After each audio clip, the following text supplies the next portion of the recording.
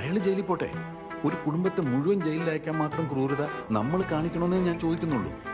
ആ പെൺകുട്ടിയാണെങ്കിൽ അസുഖക്കാരി. ഇതൊക്കെ അവരുടെ നാടകമാണ്. എന്താ പ്രഭയ്ക്കത് മനസ്സിലാവാത്തത്? മിസ്റ്റർ പ്രഭാകർ, എനിക്ക് നിങ്ങളെ മനസ്സിലാവുന്നില്ല. നിങ്ങളെപ്പോലെ എല്ലാവരും ചിന്തിച്ചിരുന്നെങ്കിൽ ഈ ലോകം എത്ര നന്നായി പോയനാ മിസ്റ്റർ പ്രഭാകർ.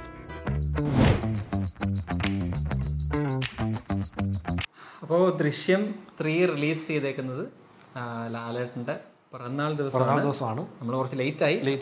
വളരെ വളരെ വളരെ ബിലേറ്റഡ് ഹാപ്പി ബർത്ത്ഡേ. അതെ അതെ, ലാലേട്ട കുറച്ച് മടിയന്മാരായതുകൊണ്ട് ഒരു മാഷപ്പ് അല്ലെങ്കിൽ എന്തെങ്കിലും ഒരു സംഭവം ചെയ്യണമെന്നുണ്ടായിരുന്നു. പക്ഷെ നമുക്ക് നമ്മളതിൽ ടൈം ഫ്രെയിമിനുള്ളിൽ അത് ചെയ്ത് തീർക്കാൻ പറ്റിയില്ല. അപ്പോൾ ഈ റിവ്യൂ പോലും നമ്മൾ അതുകൊണ്ട് കുറച്ച് ഡിലേ ആണ്. അതെ അതെ, നമ്മളിപ്പോൾ ഈ റിവ്യൂ വരുന്നത് ശനിയാഴ്ച ആയിരിക്കും. ഡിസ്കഷൻ ഈ ഡിസ്കഷൻ വരുന്നത് ശനിയാഴ്ച ആയിരിക്കും. നമ്മളിത് ഷൂട്ട് ചെയ്യുന്ന വെള്ളിയാഴ്ച രാത്രിയിലാണ്. പടം നമ്മൾ ഇറങ്ങി വന്ന് തന്നെ റെയിൽവേ സ്റ്റേഷനിൽ നിന്ന് കൂട്ടിക്കൊണ്ട് വരുന്നു, ഷൂട്ട് ചെയ്യുന്നു. അതാണ് സംഭവം. അതെ, നമ്മൾ രണ്ടുപേരും ഒരുമിച്ച് ഇരിക്കാനുള്ള അവസരം കിട്ടാത്തതുകൊണ്ടാണ് നമുക്കിത് ഡിലേ ആകും. 125 കോടിക്ക് പെൻ പിക്ചേഴ്സ് അല്ലേ, പെൻ സിനിമാസ് വാങ്ങിച്ച ദൃശ്യം 3 ഫസ്റ്റ് ഡേ കളക്ഷൻ. ഇപ്പം നമ്മളിപ്പോൾ ഷൂട്ട് ചെയ്യുന്ന വെള്ളിയാഴ്ചയാണ്. ഫസ്റ്റ് ഡേ കളക്ഷൻ 50 അടിച്ചു എന്ന റിപ്പോർട്ട് വരുന്ന ദൃശ്യം 3. അപ്പോൾ ഈ കണക്കുകളൊക്കെ കേൾക്കുമ്പോഴത്തേക്കും 200 കോടി അത്ര അകലെ അല്ല. അപ്പോൾ ഇതുവരെ നമുക്ക് അറിഞ്ഞിടത്തോളം ഒരു 75% പോസിറ്റീവും ഒരു 25% നെഗറ്റീവും റിവ്യൂ ഉള്ള പടം. മിക്സ്ഡ് എന്ന് വേണേൽ പറയാം. അപ്പോൾ ഇനി അങ്ങോട്ട് ഈ ശതമാനങ്ങൾക്ക് വ്യത്യാസം വന്നാലും ഈ പറയുന്ന 200 കോടി അത്ര അകലെ അല്ല. അപ്പം ഞങ്ങളിതൊക്കെ പറയുന്നത് എന്തിനാന്ന് വെച്ചാൽ പടം സേഫാണ്. ലാലേട്ടനും ആശ്വാസ് സിനിമാസും ജിത്തു ജോസഫ് എല്ലാവരും സേഫാണ്. അതെ അതെ. അപ്പം കൂടിപ്പോയാൽ 1000 വ്യൂ വരുന്ന അതെ നമ്മുടെ ചാനലിൽ നമ്മൾ എന്ത് പറഞ്ഞാലും അത് സിനിമയെ ഇനി അഫക്റ്റ് ചെയ്യാൻ പോകുന്നില്ല. അതെ അതെ. അപ്പം അതുകൊണ്ട് ഇതിപ്പോൾ നമ്മുടെ ജസ്റ്റ് ഒപ്പീനിയനായിട്ട് മാത്രം രണ്ടുപേരുടെ ഒപ്പീനിയനായിട്ട് മാത്രം കണ്ടാൽ മതി. ഇപ്പം ഞങ്ങളിത് പറഞ്ഞു കഴിയുമ്പോഴത്തേക്കും നിങ്ങൾ വരെ മമ്മൂക്ക ഫാനാന്ന് പറഞ്ഞ് വന്നേക്കല്ലേ കേട്ടോ. അത്രേ ഒന്നുമല്ല. അപ്പം നമ്മൾ ഫസ്റ്റ് ഷോ, അതായത് 8 മണിയുടെ ഷോ കാണാൻ പോയത്. അതെ, കുറച്ചുകൂടെ ജെന്വിൻ റിവ്യൂ, കുറച്ചുകൂടെ ഓപ്പൺ ആയിട്ട് പറയാം. ഈ പടം തകർക്കാൻ പറ്റുന്നതിൽ അതീതമായൊരു ഫ്രാഞ്ചൈസാണ്. നമ്മൾ ആ രീതിക്കുള്ള ഒരു ബാധിക്കലും ഈ ഒരു റിവ്യൂ കൊണ്ട് ഉണ്ടാവുന്നില്ല. അതുകൊണ്ട് തന്നെ നമ്മുടെ റിവ്യൂ കുറച്ച് അതായത് നമ്മുടെ റിവ്യൂ കൊണ്ട് സിനിമ തകർത്തേ എന്ന് പറയരുത്, അത്രേ ഉള്ളൂ. നമ്മുടെ ഡിസ്കഷൻ കുറച്ച് മിക്സ്ഡ് ആണ്. അതെ. ഇപ്പം ഇങ്ങനെ ഒറ്റവാക്കിൽ ഞാൻ പറയുകയാണെങ്കിൽ ഞാനിപ്പം പടം രാവിലെ 8 മണിയുടെ ഷോ, അതായത് ബുക്കിംഗ് ഓപ്പൺ ആയ സമയത്ത് തന്നെ രാവിലെ 8 മണിയുടെ ഷോയ്ക്ക് ടിക്കറ്റ് ബുക്ക് ചെയ്ത് ഞാനും അതിനും കൂടെ പടം പോയി കണ്ടു. ഇപ്പോൾ സിനിമയുടെ ഇപ്പോൾ എനിക്ക് ബേസിക്കലി ഈ ദൃശ്യം എന്ന് പറഞ്ഞാൽ ഈ ഫ്രാഞ്ചൈസി, ഇപ്പോൾ ഞാൻ ഫസ്റ്റ് ദൃശ്യം മുതൽ പറയുകയാണെങ്കിൽ ഫസ്റ്റ് ദൃശ്യം ഞാൻ തിയേറ്ററിൽ കാണുന്നതിന് മുമ്പ് എൻ്റെ ഒരു ഫ്രണ്ട് ഈ പടം പോയി കണ്ടുവെച്ച് എനിക്ക് ആക്ച്വലി ആ പടം കാണാൻ അങ്ങനെ വലിയ ഇൻട്രസ്റ്റ് ആയിരുന്നു. കാര്യം അതിന് ട്രെയിലർ കാണുമ്പോഴേ ഇതൊരു ഫാമിലി ഡ്രാമ ആയിരിക്കും എന്നുള്ള ചിന്തയാണ്. ഈ ത്രില്ലർ എലമെൻറ്റിനെ പറ്റി ചിന്തിച്ചിട്ടില്ല. അപ്പോൾ അന്ന് നമുക്ക് കുറച്ച് ആക്ഷൻ പടം മറ്റേ അങ്ങനത്തെ ടൈപ്പ് പടങ്ങളാണ് ഇൻട്രസ്റ്റ്. അതുകൊണ്ടാണ് ഈ പടം വരുമ്പോഴും ഞാൻ അത്ര വലിയ എനിക്കത്ര ഇൻട്രസ്റ്റ് ആയിരുന്നു. നമ്മളൊരു ഫ്രണ്ട് എന്നോട് പടം കണ്ടു കഴിഞ്ഞ് വന്നിട്ട് എന്നോട് ഇതിൻ്റെ ഫുൾ കഥ പറഞ്ഞു, ഇൻക്ലൂഡിങ് ഇതിൻ്റെ ട്വിസ്റ്റും ആ എലമെൻ്റ് എല്ലാം. വരുണ്ട ബോഡി പോലീസ് സ്റ്റേഷനിലാണ് കുഴിച്ചില്ലെന്ന് പറഞ്ഞാൽ അവൻ ഭയങ്കര നല്ലതായിട്ട് നരേറ്റ്. അപ്പോൾ ഫുൾ നരേഷൻ കേട്ടപ്പോൾ ഞാൻ കൊള്ളാലോ, നല്ല രസമുള്ള കഥയാണല്ലോ എന്ന് കേട്ടതിന് ശേഷമാണ് ഞാൻ ഈ സിനിമ തിയേറ്ററിൽ പോയി കാണുന്നത്. ഞാൻ പോയി കാണുമ്പോൾ ഹൗസ്ഫുൾ ഷോ ആണ്. തിയേറ്ററിൽ കണ്ടു കഴിഞ്ഞപ്പോൾ കൊള്ളാം, നല്ല രസമുള്ള പടം. അപ്പോൾ എനിക്ക് ട്വിസ്റ്റ് ഈ ഇത് സ്പോയിലാവുന്നതെന്ന് എനിക്ക് പ്രശ്നമുള്ള കാര്യമല്ലാത്തതുകൊണ്ട് എനിക്ക് സ്റ്റിൽ അത് നല്ലൊരു എൻജോയ് ചെയ്യാൻ പറ്റും. സോ അങ്ങനെ ദൃശ്യം 1 കണ്ടു. ആ ദൃശ്യം 1 നമുക്ക് ഭയങ്കരമായിട്ട് ഇഷ്ടപ്പെട്ടു. പിന്നീട് ദൃശ്യം 2 അനൗൺസ് ചെയ്തപ്പോൾ നമ്മൾ ഇതെന്തിനാണ് നല്ല രീതിയിൽ ആ പടം അവസാനിപ്പിച്ചിട്ടുണ്ട്, പിന്നെ ഇത് പോകാണല്ലോ എന്നുള്ള സംഭവം തരുന്നു. എല്ലാവരും പറഞ്ഞു ദൃശ്യം 2 വരുമ്പോഴത്തേക്ക് എല്ലാവർക്കും ഒരു മിക്സ്ഡ് ഫീലിംഗ് ഉണ്ടായിരുന്നു, അതായത് എങ്ങനെ ആവും എന്നുള്ള രീതിയിൽ. പക്ഷെ അത് ഈ കോവിഡിൻ്റെ ടൈമിലായതുകൊണ്ട് തന്നെ അത് റിലീസ് ചെയ്ത് OTT ഇല്ല. ആ പടം ഈ OTT ഇറങ്ങിയ സമയത്ത് തന്നെ ഇരുന്ന് കാണുകയാണ്. അപ്പോൾ ഇരുന്ന് കാണും. ഫസ്റ്റ് ഹാഫ് ഇരുന്നപ്പോഴത്തേക്ക് എൻ്റെ ഫ്രണ്ട് വിളിച്ച് ചോദിച്ചാൽ എങ്ങനെയുണ്ട്. ഞാൻ പറഞ്ഞ ഫസ്റ്റ് ഹാഫ് കഴിഞ്ഞിട്ട് ഒരു കുറച്ച് സീരിയൽ വൈബ് അങ്ങനെ പ്രത്യേകിച്ച് നമ്മൾ വിചാരിച്ച പോലെ അങ്ങനെ ഗംഭീര പരിപാടികളൊന്നും ഇല്ല. ഇൻ്റർവെല്ലിൽ ഒരു ചെറിയ ഒരു ട്വിസ്റ്റ് ഉണ്ട്, പക്ഷേ നമുക്കത് അങ്ങനെ ഭയങ്കര സംഭവമായിട്ട് തോന്നുന്നില്ല. പക്ഷേ സെക്കൻഡ് ഹാഫ് കഴിഞ്ഞ് പടം കഴിഞ്ഞ് വേറെ ആ കൂട്ടരെ ചോദിച്ചോളൂ, വളരെ ഗംഭീര പടമാണ്. അതിൻ്റെ അവസാനം മറ്റേ പുളിക്കും ഭയങ്കര കിടലും പരിപാടിയൊക്കെയാണ്. ഫസ്റ്റ് ഹാഫിൽ നമ്മൾ കണ്ടതിന് എല്ലാത്തിനും പേ ഓഫ് ഒക്കെ ഉണ്ടെന്നൊക്കെ പറഞ്ഞ് ഇങ്ങനെ പറഞ്ഞ് വിട്ടു. അത് കഴിഞ്ഞ് വീണ്ടും പടം അവിടെ തീർന്നു എന്നോട് വിചാരിക്കുന്നു. ഇല്ല, തീർന്നില്ല. ദൃശ്യം 3 വരുന്നു. ദൃശ്യം 3 വന്നപ്പോഴും എക്സൈറ്റ്മെൻറ്റ് ഇല്ല. അതായത് ഈ പടം ഇനി എന്താ ചെയ്യാൻ പോകുന്നുള്ള എക്സൈറ്റ്മെൻറ്റ് ഇല്ല. ഈ ജിത്തു ജോസഫ് അതിൻ്റെ ഇടയ്ക്ക് ചെയ്ത പല പടങ്ങളും കാണുമ്പോഴും നമുക്കറിയാം ഈ പുള്ളിക്ക് ആക്ച്വലി ഈ ദൃശ്യം ഫ്രാഞ്ചൈസിൻ്റെ അടുത്തൊരു പടം വരുന്നത് വരെ ഒരു കുറച്ച് പടങ്ങൾ ഇതിൻ്റെ ഇടയ്ക്ക് ഇങ്ങനെ ചെയ്യുന്നു എന്നുള്ളതിനപ്പുറത്തേക്ക് ആ പടങ്ങളിനകത്തൊരു ഭയങ്കര വലിയ വർക്കുകൾ കാണാൻ പറ്റുന്നില്ല. അപ്പം ഞാൻ വിചാരിച്ചു ഓക്കെ ദൃശ്യം 3-ലായിരിക്കും പുള്ളിയുടെ കമ്പാക്ക്. അല്ലെങ്കിൽ പറയുമല്ലോ ഈ പടം ഒരു ചെറിയ പറയുന്നത് പുള്ളി ഈ പടങ്ങളൊക്കെ ചെയ്ത് പൊട്ടിക്കുന്നതിൻ്റെ ദൃശ്യത്തിൻ്റെ ഹൈപ്പ് ദൃശ്യം വരുമ്പോഴത്തേക്കും ഗംഭീരമാവും എന്ന് പറയുന്നത്. അപ്പോൾ എനിക്ക് ആ പടം അതുകൊണ്ട് തന്നെ വലിയ ഇൻട്രസ്റ്റ് ആയിരുന്നു ഞാൻ ഈ പടം ഇരുന്നത്. ഇവരുടെ ഇൻ്റർവ്യൂ കാണുമ്പോഴും പുള്ളി പറയുന്നത് ഇതൊരു ഫാമിലി ഡ്രാമയാണ്. ഇത് പുള്ളി എല്ലാ പടത്തിലും പറയുന്നതാണ്, ഇതൊരു ഫാമിലി ഡ്രാമയാണ്. ഇതിനകത്ത് വലിയ സംഭവം സത്യമാകുന്ന ഏകദേശം ഈ പടത്തിലാണ്. അതെ, ഈ പടത്തിലാണ് ശരിക്കും സത്യമാകുന്നത്. പക്ഷെ നമ്മുടെ ഉള്ളിൽ എപ്പോഴും നമ്മുടെ സബ് കോൺഷ്യസ് മൈൻഡിൽ ഒരു ഇതുണ്ടല്ലോ, ജിത്തു ജോസഫിൻ്റെ ദൃശ്യം എന്ന് പറയുന്ന ഫ്രാഞ്ചൈസ് സംഭവം എന്താ, നമ്മളെ തുടക്കം കാണുന്ന കുറച്ച് കാര്യങ്ങളെല്ലാം ഇങ്ങനെ പോകുന്നു, അത് കുറച്ച് സമാധാനപരമായി കുടുംബപരമായിട്ടുള്ള കുറച്ച് കാര്യങ്ങളൊക്കെ പോകുന്നു. അതിനുശേഷം ഇങ്ങനെ പോയി സെക്കൻഡ് ഹാഫ് ഒരു പോയിന്റ് എത്തുന്നു, അവസാനത്തെ കുറച്ച് ഏരിയയിൽ വലിയ പരിപാടി നടക്കുന്നു. അപ്പോൾ നമ്മൾ ഇതുവരെ കണ്ട ആ പരിപാടികളെല്ലാത്തിനും ഒരു പേ ഓഫും പരിപാടിയൊക്കെ ആയിട്ട് ഒരു ഗംഭീര അതുവരെ നമ്മളെ ഇങ്ങനെ കുറച്ച് സ്ലോ ബേൺ എന്ന് പറയുന്നതിന്റെ ഒരു മലയാളി വേർഷൻ, അല്ലാതെ ജിത്തു ജോസഫ് വേർഷൻ. അതെ അതെ. അപ്പം അങ്ങനെ നമ്മൾ വെയിറ്റ് ചെയ്ത് നമുക്ക് അവസാനം ആ പട്ടക്കം കൊണ്ട് പൊട്ടുമ്പോഴത്തേക്ക് നമുക്കൊരു ഭയങ്കര ഇമ്പാക്റ്റ് ഉണ്ടല്ലോ. അങ്ങനത്തെ ഒരു ഇത് എക്സ്പെക്റ്റേഷൻ അത് ഈ സിനിമ കാണാൻ പോയ എല്ലാവർക്കും ഉണ്ട്. ഇതില്ല എന്ന് പറയുന്നവരുടെ പോലെ ബാക്ക് ഓഫ് ദ മൈൻഡിൽ സാധനമുണ്ട്. പക്ഷേ എനിക്ക് മനസ്സിലായത് ഞാൻ കണ്ട തിയേറ്ററിൽ അത് കണ്ടപ്പോൾ ആ തിയേറ്ററിൽ ഇരുന്നൊരു മെജോറിറ്റി ഓഡിയൻസും ഈ പടത്തിൻ്റെ ഈ പോർഷൻസ് എല്ലാം എൻജോയ് ചെയ്തിട്ടുണ്ട്. അതായത് ഈ മൊമെൻറ്റുകളെല്ലാം ഒരു ഭയങ്കരമായിട്ട് എൻജോയ് ചെയ്തിട്ടുണ്ട്. എസ്പെഷ്യലി ഇൻ്റർവെൽ പഞ്ചായാലും ശരി, അവസാനത്തെ ആ ഏരിയയൊക്കെ വന്നപ്പോഴും. പക്ഷെ ഞാൻ ഇങ്ങനെ ഇരിക്കുക, എന്താ എനിക്കിത് ഓക്കെ പടമാണ്. ഏതാ നല്ല സിനിമയാണ്, സിനിമ അങ്ങനെ മോശം പടമാണ്, സിനിമ നല്ല പടമാണ്. പക്ഷേ ഇതെന്നെ ഒട്ടും എനിക്കൊട്ടും എക്സൈറ്റ്മെന്റ് ഇല്ല. എനിക്കിപ്പോൾ ഇതിൻ്റെ ട്വിസ്റ്റ് കാണുമ്പോഴോ പരിപാടി കാണുമ്പോഴത്തോ തിയേറ്ററിൽ ആൾക്കാർ കൈയടിക്കുമ്പോഴും ഞാനിങ്ങനെ ഇരിക്കുകയാണ്. ഓക്കെ, തിയേറ്ററിലെ ബഹളം നമ്മൾ പറയുന്നത് നല്ല തിയേറ്റർ എക്സ്പീരിയൻസ് ആണെങ്കിൽ നമുക്കത് അങ്ങനെ കിട്ടത്തില്ല. നമുക്ക് ആ പടം നന്നായാലേ അത് നമുക്ക് വർക്കാകത്തുള്ളൂ. സോ അപ്പം ഞാനിത് ഇങ്ങനെ കണ്ടുകൊണ്ടിരുന്നിട്ട് എനിക്കത് എൻ്റെ ഒരു കൂട്ടുകാരൻ പറഞ്ഞാണ് ഇത് ജോർജ് കുട്ടി അല്ലാതെ വല്ല ശിവൻകുട്ടിയുടെ പടമായിരുന്നെങ്കിൽ ഓക്കെ കുറച്ചുകൂടെ ബെറ്റർ എക്സ്പീരിയൻസ് ആയിരുന്നു. പക്ഷെ നമ്മൾ ജോർജ് കുട്ടിയുടെ പടമായതുകൊണ്ട് ആ ക്ലൈമാക്സ് കുറച്ച് അണ്ടർവെൽമിങ്. കാരണം ഈ നമ്മൾ ഇത്രയും, അതായത് ഈ ദൃശ്യം 1-ലും 2-ലും ഉണ്ടാക്കി വെച്ചിരിക്കുന്ന ജോർജ് കുട്ടി ചെയ്ത പരിപാടിയുടെ കാലിൽ ഒന്നുപോലും ഇല്ല ഇത്. ശേ അല്ലേ, ഒന്നുമില്ല. അതായത് പുള്ളിയെ സംബന്ധിച്ചാൽ പുള്ളിക്ക് വളരെ സിമ്പിളായിട്ട് ഹാൻഡിൽ ചെയ്യാൻ പറ്റുന്ന ഒരു സിറ്റുവേഷൻ പോലത്തെ പരിപാടി, അതും കുറച്ച് ഫോഴ്സ്ഡ് ആയിട്ടുള്ളൊരു ഫീലിംഗ് ആയിരുന്നു എനിക്ക്. അല്ല അതിലേക്കൊക്കെ പറയാം, ഈ ഇതിനകത്ത് കോൺസ്റ്റന്റ്ലി മറ്റ് ക്യാരക്ടേഴ്സ് അയാളെ ഒരു സാധാരണക്കാരനായിട്ട് കണക്കാക്കേണ്ട, സാധാരണ 4ാം ക്ലാസ്സുകാരുടെ ബുദ്ധിയല്ല അയാൾക്ക്. ഇപ്പം ഇത് പറയുമ്പോൾ എനിക്ക് ജിത്തു ജോസഫിനെ ഓർമ്മ വരും. അത് പുള്ളി ഇങ്ങനെ ഇത് ഫാമിലി പടമാണ്, അല്ല ഫാമിലി പടമാണ്, ആരും പ്രതീക്ഷിക്കരുതേ എന്ന് പറയും. അപ്പം നമ്മളിങ്ങനെ പ്രേക്ഷകൻ പറയും അങ്ങനെയൊന്നും വിചാരിക്കരുത്, പുള്ളിയുടെ കയ്യിൽ വേറെ സാധനമുണ്ട്, അങ്ങനെ നമ്മൾ അവരെ ചെറുതായി കാണരുത് ജിത്തു, അങ്ങനെ പറയാൻ തോന്നും. എന്നിട്ട് പടത്തിലൊരു കഥാപാത്രം പറയും, പക്ഷെ ഒരിക്കലും ഇയാൾ പിടിക്കപ്പെടുമെന്ന് പറയും. ആ ഒരു ഫീലിംഗ് ആയിരുന്നു ഈ ദൃശ്യം 3-ൽ. ഈ ഒരു വലിയൊരു സംഭവം എഴുതാൻ ശ്രമിച്ചു ഒരു പടം ഈ സീരീസിൽ കുറച്ച് വീക്ക് ആവണമായിരുന്നു തോന്നുന്നു. അടുത്ത പടം കുറച്ചുകൂടെ ഗംഭീരമാക്കണം, അടുത്ത പടം ഉണ്ടെന്ന്. അതെ, അതായത് ദൃശ്യം 4 ഉണ്ടാകുമെന്നാണ് തോന്നുന്നത്. കാര്യം ഇതുവരെ വന്ന ഫസ്റ്റോ സെക്കൻഡിനോ ഒരു ലീഡില്ല, അടുത്ത പാർട്ടിലേക്ക് ലീഡില്ല. പക്ഷേ ഈ പടത്തിന് ഡെലിബറേറ്റ്ലി ഇതിൻ്റെ എൻഡിലൊരു ലീഡുണ്ട്. അത് ബേസിക്കലി നമുക്കറിയില്ല, അത് നാളെ. കാര്യം ഇതുവരെ ചെയ്യാത്ത പടത്തിന് എല്ലാത്തിനും സീക്വൽ വന്നു. അപ്പോൾ ഇത് ഇട്ടത് കൊണ്ട് തന്നെ എനിക്ക് ഉറപ്പായിട്ടും അവർക്കത് ചെയ്യാൻ ആദ്യമായിട്ടാണ് ഈ ദൃശ്യം സീരീസിൽ കഥയ്ക്ക് വേണ്ടി അല്ലാതെ ഒരു എഴുത്ത് വരുന്നത്. ത്രൂ ഔട്ട് പടത്തിൽ നമുക്ക് അങ്ങനെ ഫീൽ ചെയ്യും. അതായത് ഫസ്റ്റ് പടം എഴുതുമ്പോൾ ഒരു കഥ എഴുതി, അത് വിജയിക്കുന്നു, പക്ഷെ അന്ന് തന്നെ ഇനി ഒരു സെക്കൻഡ് ഉണ്ടാവില്ലെന്ന് പറയുന്നു. പക്ഷെ ഏതോ ഒരു പോയിന്റിൽ പുള്ളിക്കൊരു സെക്കൻഡ് പാർട്ടിന്റെ ഐഡിയ തോന്നിയിട്ടാണ് ആ സിനിമ. എനിക്ക് ബേസിക്കലി സെക്കൻഡ് ഹാഫ് കണ്ടപ്പോൾ എനിക്കത് ഇഷ്ടപ്പെട്ടു. കാര്യം നമ്മൾ ആ വേൾഡിനകത്തൊന്നും ഒരുപാട് ചേഞ്ച് ആയി പോകുന്നില്ല. കാരണം നമുക്ക് ആ അത്ര നേരം കണ്ട ഫസ്റ്റ് പടം പോലെ ജസ്റ്റ് നോർമൽ ഫസ്റ്റ് ഹാഫും അത് കഴിഞ്ഞ് സെക്കൻഡ് ഹാഫ്. പക്ഷെ അപ്പോഴും ഇൻട്രസ്റ്റിംഗ് എന്താണെന്ന് വെച്ചാൽ ഈ ഫസ്റ്റ് ഹാഫിൽ നമ്മൾ കണ്ട ഒരുപാട് എലമെന്റുകളെ റീകോൾ ചെയ്ത് അതിന് പേ ഓഫ് ഒക്കെ കൊടുത്തുകൊണ്ട് നമുക്കത് ഭയങ്കര ഗംഭീര പരിപാടിയായിട്ട് ഫീൽ ചെയ്യും. ഈ തേർഡിൽ വന്നപ്പോഴത്തേക്കും ഇതൊരു റിക്വയർമെന്റിന്റെ മേൽ എഴുതിയ ഒരു ഫിലിം പോലെ ത്രൂ ഔട്ട് ഫീൽ ചെയ്യും. അതായത് ഇങ്ങനെ ഒരു 3ാം സിനിമ ഉണ്ടാവണം.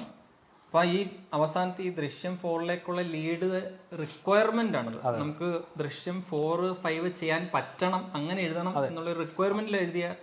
എനിക്ക് തോന്നുന്നത് ഇത് ആക്ച്വലി ഒരു ഹൈലി സക്സസ്ഫുൾ ആയിട്ടുള്ള ഒരു ബിസിനസ് മോഡലാണ് ദൃശ്യം. അതായത് നിങ്ങൾ ശ്രദ്ധിച്ചാൽ മനസ്സിലാവും, നമ്മൾ ഈ ഫസ്റ്റ് 3 പടങ്ങൾ ശ്രദ്ധിച്ചാൽ 3 പടത്തിലും ഈ ജോർജ് കുട്ടിയുടെ ക്യാരക്ടറിന്റെ പുറകെ പോലീസുകാർ, അതായത് ലൈക്ക് ആ ക്രൈമിന്റെ പുറകെ പോലീസുകാർ വരുന്നു. ജോർജ് കുട്ടി പുള്ളിയുടെ ബ്രില്യൻസ് ഉപയോഗിച്ച് പുള്ളി ഇത് പോലീസുകാരിൽ നിന്ന് ആ എലിമെന്റ്, അതായത് അതേ സംഭവങ്ങൾ തന്നെ റിപ്പീറ്റ് ചെയ്യണം. അപ്പോൾ അതിനെല്ലാത്തിനും സ്ഥിരം ആ ടെംപ്ലേറ്റിലേക്ക് തന്നെയാണ് ഈ തേർഡ് പാർട്ടും വരുന്നത്. പക്ഷേ തേർഡ് പാർട്ടിൽ അത് കുറച്ച് ഫോഴ്സ്ഫുള്ളി സംഭവിപ്പിക്കുന്ന പോലെയാണ്. ആ ഒരു എലിമെന്റ് ഭയങ്കരമായിട്ട് മിസ്സിംഗ് ആണ്. അതായത് ഒരു സാധാരണക്കാരനെ സിസ്റ്റം വല്ലാണ്ട് ദ്രോഹിക്കുന്നു, അതിൽ നിന്ന് അയാൾ രക്ഷപ്പെട്ടു വരണം എന്ന് പ്രേക്ഷകൻ ആഗ്രഹിക്കണം. പക്ഷെ വേറൊരു ലൈനിൽ ഫസ്റ്റ് പടം തൊട്ട് കുറച്ചധികം ഫാൻസും ദൃശ്യം പ്രേക്ഷകർക്കും ഉണ്ടായിരുന്ന ഒരു ആവശ്യം ഈ സിനിമയിലൂടെ പുള്ളി എഴുതി അതിനെ എന്താ പറയാ ഇത് ചെയ്തിട്ടുണ്ട്. ഫാൻ സർവീസ്, ഒരു സർവീസ് നടത്തിയിട്ടുണ്ട്.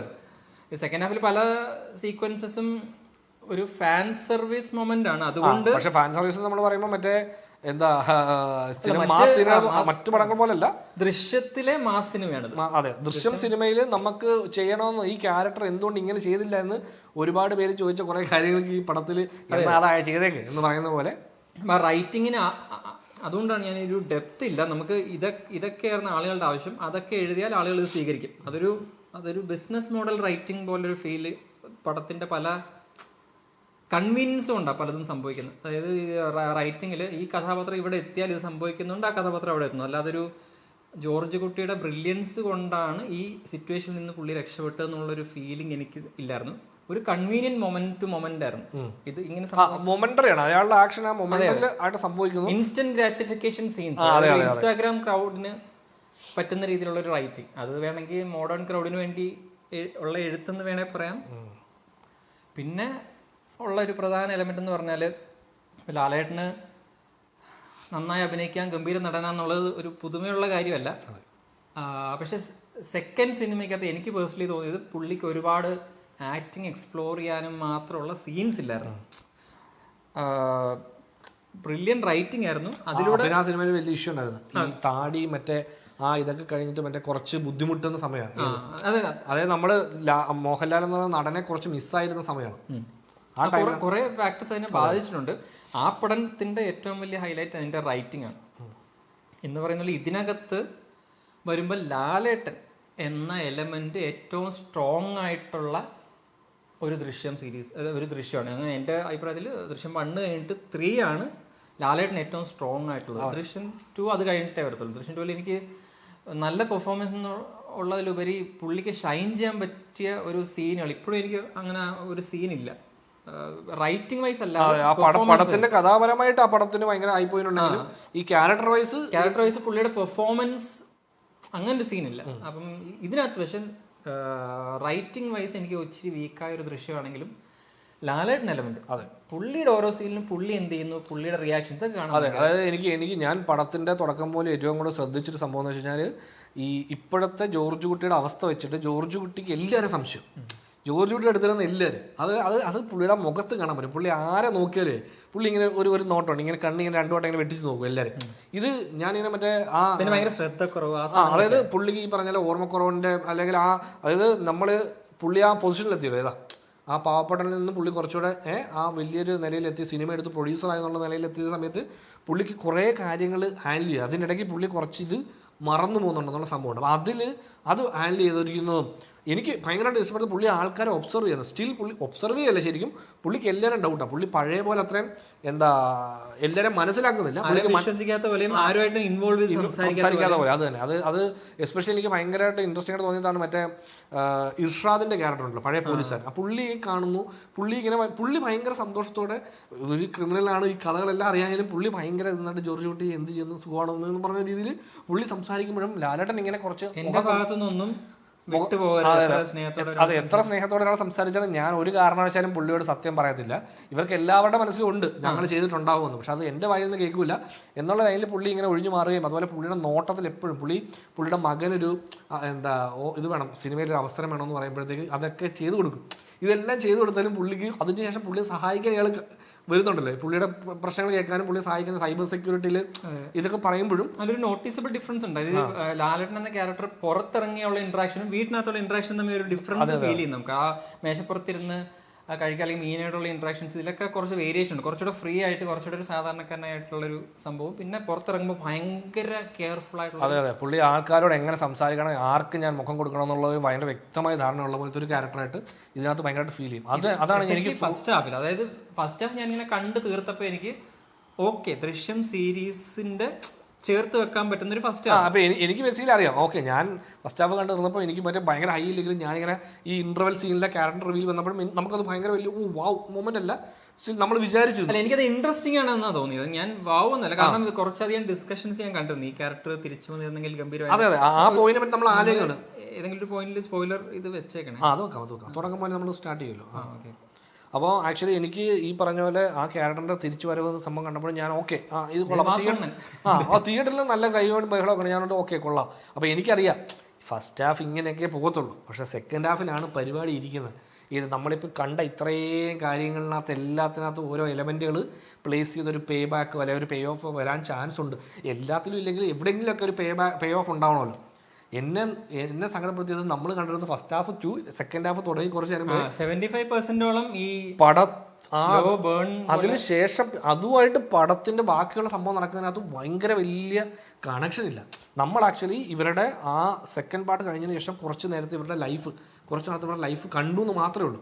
അതും പിന്നീട് ഈ കഥയിൽ നടക്കുന്ന കാര്യങ്ങളുമായിട്ട് വലിയ കണക്ഷൻസ് ഇല്ലാത്ത പോലത്തെ ഒരു ഫീല്. അല്ല അത് എന്തുകൊണ്ടാണ് ഇപ്പം നമ്മളത് ആഗ്രഹിക്കരുത്, നിങ്ങൾ അത് എക്സ്പെക്ട് ചെയ്തുകൊണ്ടാണെന്നൊക്കെ ചിലർ പറഞ്ഞാലും ഇത് എഴുതുന്നത് ജിത്തു ജോസഫാണ്, ഈ 2 സിനിമ എഴുതിയ മനുഷ്യനാണ്. അപ്പോൾ ആ പുള്ളിക്കാരൻ ഇത് ചെയ്യുമെന്നുള്ള ധാരണയും ആ പുള്ളി ഇങ്ങനെ മറന്നിട്ട് കയറണമെങ്കിൽ ഈ ഫ്രാഞ്ചൈസിന്റെ അല്ലായിരിക്കണം. അപ്പോൾ അതുകൊണ്ട് നമുക്ക് ഒരിക്കലും അത് ഇങ്ങനെ എക്സ്പെക്ടേഷൻ ഇല്ലാത്ത ഒരു പരിപാടി ഇല്ല. ഈ ദൃശ്യത്തിന് അതിന് അങ്ങനെ പറയരുത്. അത് പിന്നെ നമുക്ക് പേഴ്സണലി ഡിസപ്പോയിന്റ് ആയത് ഇത് ഓരോ ഡയറക്ടേഴ്സും ഫിലിം മേക്കേഴ്സ് ഓരോ ഫിലിമിനെ അപ്രോച്ച് ചെയ്യുന്ന പല രീതിയിൽ. അപ്പോൾ ചിലർക്ക് എൻ്റെ സിനിമയിലെ റൈറ്റിംഗ് ഗംഭീരമാക്കണം, അതിൻ്റെ പുറത്ത് കുറച്ച് ഓക്കെ പടം ഞാൻ മൗണ്ട് ചെയ്യും. ഡയറക്ഷൻ വൈസും എനിക്ക് ബാക്കിയുള്ള ടെക്നിക്കൽ ഫീൽഡിനെ കുറിച്ച് എനിക്ക് വലിയ അറിവില്ല. ഒന്നെങ്കിൽ ഞാൻ അതിന് തക്കതായ ടെക്നീഷ്യൻസിനെ അതിനകത്ത് വെച്ചിട്ട് അവർ പറയുന്നത് വെച്ചിട്ട് ഞാൻ ഡീൽ ചെയ്യും. ഇപ്പം ക്യാമറമാൻ പറയുകയാണെങ്കിൽ ഇവിടെ ക്യാമറ വെക്കുന്നതാണ് ബെറ്റർ എന്ന് പറയുകയാണെങ്കിൽ ഓക്കെ അത് വെച്ചിട്ട് നമുക്ക് ഡീൽ ചെയ്യാം. എഡിറ്ററിൻ്റെ അഭിപ്രായത്തിന് കൂടുതൽ വെയിറ്റേജ് കൊടുക്കും. ഇപ്പോൾ ഈ രാജമൗലിയുടെ ഒക്കെ പല ഇൻ്റർവ്യൂസിലും കാണുന്നുണ്ട്, പുള്ളി എഡിറ്റർ പറയുന്നിടത്താണിത്. അതുപോലെ ക്യാമറമാനാണ് ഈ പ്രൊഡക്ഷൻ ഡിസൈൻ കംപ്ലീറ്റ് ഏകദേശം ഹാൻഡിൽ ചെയ്യുന്നത്. പുള്ളി ഒരുപാട് അതിനകത്തൊന്നും ഇടപെടത്തില്ല. പുള്ളിക്ക് ഷോർട്ട് സെലക്ഷന്, ഇമോഷന്, ആ സാധനങ്ങളൊക്കെയാണ് പുള്ളി, ബാക്കി എല്ലാം ടെക്നീഷ്യൻസിന് വിട്ടുകൊടുത്തേക്കുക. അപ്പം ഓരോ ഡയറക്ടേഴ്സും അത് ഹാൻഡിൽ ചെയ്യുന്ന ഓരോ രീതിയിലാണ്. ചില ഡയറക്ടേഴ്സിന് ഒരു ആവറേജ് റൈറ്റിങ്ങിൻ്റെ പോലത്തെ ഗംഭീരമായ ആക്ടേഴ്സിനെ കൊണ്ടുവന്ന് സ്ക്രീനിൽ നമുക്ക് കണ്ടിരിക്കാൻ പറ്റുന്ന പരുവത്തിലുള്ളൊരു പടമാക്കിയെടുക്കും. പലപ്പോഴും നമ്മൾ പല ജിത്തു ജോസഫ് സാറിൻ്റെ പടങ്ങൾ ചർച്ച ചെയ്യുമ്പോഴും പറയുന്നൊരു എലമെൻ്റാണ് പുള്ളി റൈറ്റിങ്ങിൽ സ്ട്രോങ് ആണ്. പുള്ളിയുടെ ഏറ്റവും നല്ല സിനിമയുടെ ഏറ്റവും വലിയ ക്വാളിറ്റി ഏറ്റവും നല്ല റൈറ്റിംഗ് ആണെന്നുള്ളതാണ്. ബട്ട് മറ്റ് ടെക്നിക്കൽ ആസ്പെക്ട്സിൽ, അതായത് ഡിറക്റ്റിംഗ് പ്രത്യേകിച്ച്, ഇപ്പോൾ ഡിറക്റ്റിങ് ഒരു വലിയ അംബ്രലയായിട്ട് എടുക്കുകയാണെങ്കിൽ അതിനകത്ത് കുറേ എലമെൻറ്റ്സ് വരുന്നുണ്ട്. അപ്പം ഈ എലമെൻറ്റിൽ പുള്ളി ഒരല്പം വീക്കാണെന്നുള്ള അഭിപ്രായം നമുക്കും ഉണ്ട്. അതൊരു കോമൺ പുള്ളി തന്നെ അത് പിന്നെ അഡ്മിറ്റ് ചെയ്തിട്ടുണ്ട്. പുള്ളി ഇന്റർവ്യൂവിൽ പറയുന്നുണ്ട്, എനിക്ക് ആക്ച്വലി ഇങ്ങനെ ഡയറക്ഷൻ അറിയുന്ന ഒരുപാട് പേര് പറയുന്നുണ്ട്, ശരിക്കും എനിക്ക് ഈ പറഞ്ഞാൽ എനിക്ക് അറിയാവുന്ന പോലത്തെ പരിപാടിയെ ഞാൻ ചെയ്യുന്നുള്ളൂ എന്നുള്ള രീതിയാണ് പുള്ളി സംസാരിക്കുന്നത്. പുള്ളിയുടെ ബേസിക്കലി എൻ്റെ റൈറ്റിങ്ങിൽ ഞാൻ 100% ഞാൻ വിശ്വസിക്കുന്നു. അപ്പം ഇപ്പോൾ ഒരു സീനിൻ്റെ അകത്ത് ഇന്ന ക്യാരക്ടറും തമ്മിൽ സംസാരിക്കുന്നുണ്ടെങ്കിൽ പുള്ളി അതിൻ്റെ മേലെ എക്സ്ട്രാ ഒരു എഫേർട്ട് ഇടാത്ത പോലെ നമ്മൾ സ്ക്രീനിൽ കാണുന്നതും ആ പേപ്പറിലുള്ള അതേപോലെ തന്നെ ഇന്ന ക്യാരക്ടറും തമ്മിൽ സംസാരിക്കും. ചില സമയത്ത് ഡയലോഗ് നോക്കി വായിക്കുന്നത് പോലെ തോന്നുന്ന സീനുകളും ഉണ്ടായിട്ടുണ്ട്. അതായത് നമ്മൾ ഈ ക്യാരക്ടർ സംസാരിക്കുന്ന കേൾക്കുമ്പോഴത്തേക്ക് ഇത് ഈ കഥാപാത്രം അയാളുടെ തലച്ചോറിൽ നിന്ന് വരുന്ന സംഭവം സംസാരിക്കുന്ന പോലെ അല്ലാതെ പുള്ളി എവിടുന്നോ നോക്കി വായിച്ച് ഡയലോഗ് പോലെ ഫീൽ ചെയ്യും.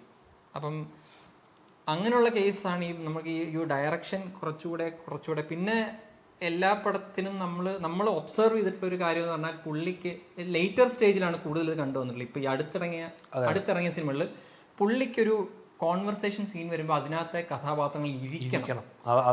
ശ്രദ്ധിച്ചാൽ മതി. അതായത് ഇപ്പൊ നിങ്ങൾ ദൃശ്യം 3 കണ്ടാലും അതിന് മുമ്പ് വലതുവശത്തെ കള്ളൻ, അതിനു മുമ്പുള്ള സിനിമകളെല്ലാം കണ്ടാലും മിറാഷ് എല്ലാ സിനിമകളും 2-3 ക്യാരക്ടേഴ്സ് കണ്ടുമുട്ടുന്നു, അവരിയ്ക്കും. അതായത് ഒരു ആക്ടിവിറ്റിക്കിടയിലുള്ള കോൺവെർസേഷൻ നടക്കില്ല.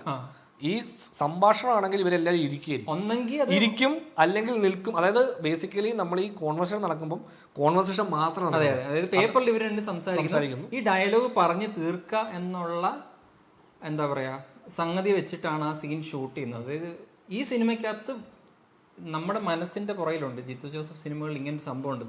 ഈ സിനിമയ്ക്കകത്ത് ഓൾമോസ്റ്റ് കാരിക്കേച്ചറിഷലി എല്ലാ സീനുകളും, എല്ലാ ഡയലോഗ് സീനുകളും, അതായത് ഡൈനിങ് ടേബിളിൽ ഇരിക്കുന്നു, ഹാളിൽ ഇരിക്കുന്നു, വീടിന്റെ മുറ്റത്തിരിക്കുന്നു. അല്ല, വേറെ ഒരു സീനിന്റെ അകത്ത് ലാലേട്ടൻ 2 ക്യാരക്ടേഴ്സ് ഇരിക്കാൻ വിസമ്മതിക്കുമ്പോൾ ലാലേട്ടൻ പറയും ഇരിക്കാതെ ഞാൻ സംസാരിക്കില്ല. അപ്പൊ ആ സമയത്ത് ഞാൻ അറിയാതെ ചിരിച്ചുപോയി. എന്റെ മനസ്സിൽ ഇത് കിടക്കുന്നതുകൊണ്ട് ചിരിച്ചു പോയതാണ്. ആ സീനിന്റെ തമാശയൊന്നുമില്ല. അല്ലല്ല, ഇതിപ്പോ നമ്മളിത് പറയുമ്പോൾ നിങ്ങൾ അതിനെന്താടാ പ്രശ്നം എന്ന് വെച്ചാൽ അതിനൊരു പ്രശ്നവും ഉണ്ടാവില്ല. നിങ്ങൾക്ക് പ്രശ്നമല്ല, അതായത് ബേസിക്കലി എന്താണ് അതിൽ ഈ ഇരുന്നുകൊണ്ടല്ലാതെ ആ സീൻ ഹാൻഡിൽ ചെയ്യുമ്പോൾ ഡിഫറൻസ് എന്താണെന്ന് അറിയണമെങ്കിൽ അപ്പുറം വെച്ച് കാണിക്കാനേ പറ്റത്തുള്ളൂ. അല്ലാതൊരു നമ്മൾ കുറച്ചധികം സിനിമകൾ കാണുമ്പോഴത്തേക്ക് ഒരു സീനിന്റെ ഡയലോഗ് വെച്ച് നമുക്ക് അറിയാം ഇത് എഴുതുമ്പോൾ ഉള്ളൊരു പേസിങ്, ഒരു സ്പീഡ് ഉണ്ടാക്കാൻ പറ്റും ആ സീനിന്, അല്ലെങ്കിൽ ഒരു ഡയറക്ഷൻ ഉണ്ടാക്കാൻ പറ്റും.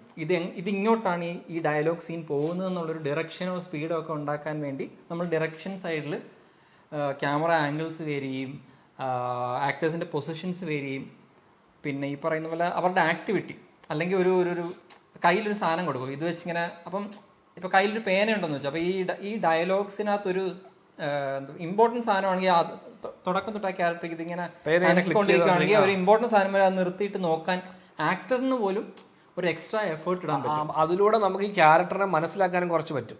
ഇപ്പൊ പുള്ളി ഇതിങ്ങനെ അടിച്ചുകൊണ്ടിരിക്കാൻ പുള്ളി കുറച്ച് ഒട്ടും കോൺസെൻട്രേറ്റ് ചെയ്യാത്ത ഒരാളായിരിക്കും ചിലപ്പം. പുള്ളി അത് പോസ് ചെയ്യുന്നിടത്ത് ചിലപ്പം പുള്ളി ശ്രദ്ധിക്കാൻ തുടങ്ങുന്ന പോലെ, അങ്ങനെ നമുക്ക് പല രീതിയിൽ അതിനെ ഇന്റർപ്രറ്റ് ചെയ്യാനൊക്കെ പറ്റും. ഇതിനകത്ത് ഒരു സീൻ്റെ അകത്ത് നഖം വെട്ടുന്ന ഒരു സീക്വൻസ് ഉണ്ട്, അത് മീനയുമായിട്ട് സംസാരിക്കുന്നത്. അപ്പൊ അതിനകത്ത് ഈ നഖം വെട്ടി കൊണ്ട് ആദ്യം നഖം വെട്ടാൻ പോകുന്ന മീന വന്ന് സംസാരിക്കുന്നത് മാറ്റിയിടുന്നു, പിന്നെ അത് എടുത്തു വെച്ചിട്ട് അത് ബേസിക്കലി ഇതിന്റെ ഒരു ചെറിയ എക്സാമ്പിളാണ് ഈ സിനിമയ്ക്കകത്തുള്ളത്. പക്ഷെ അതും ഇരുന്ന് സംസാരിക്കുന്ന സീനുകളാണ്.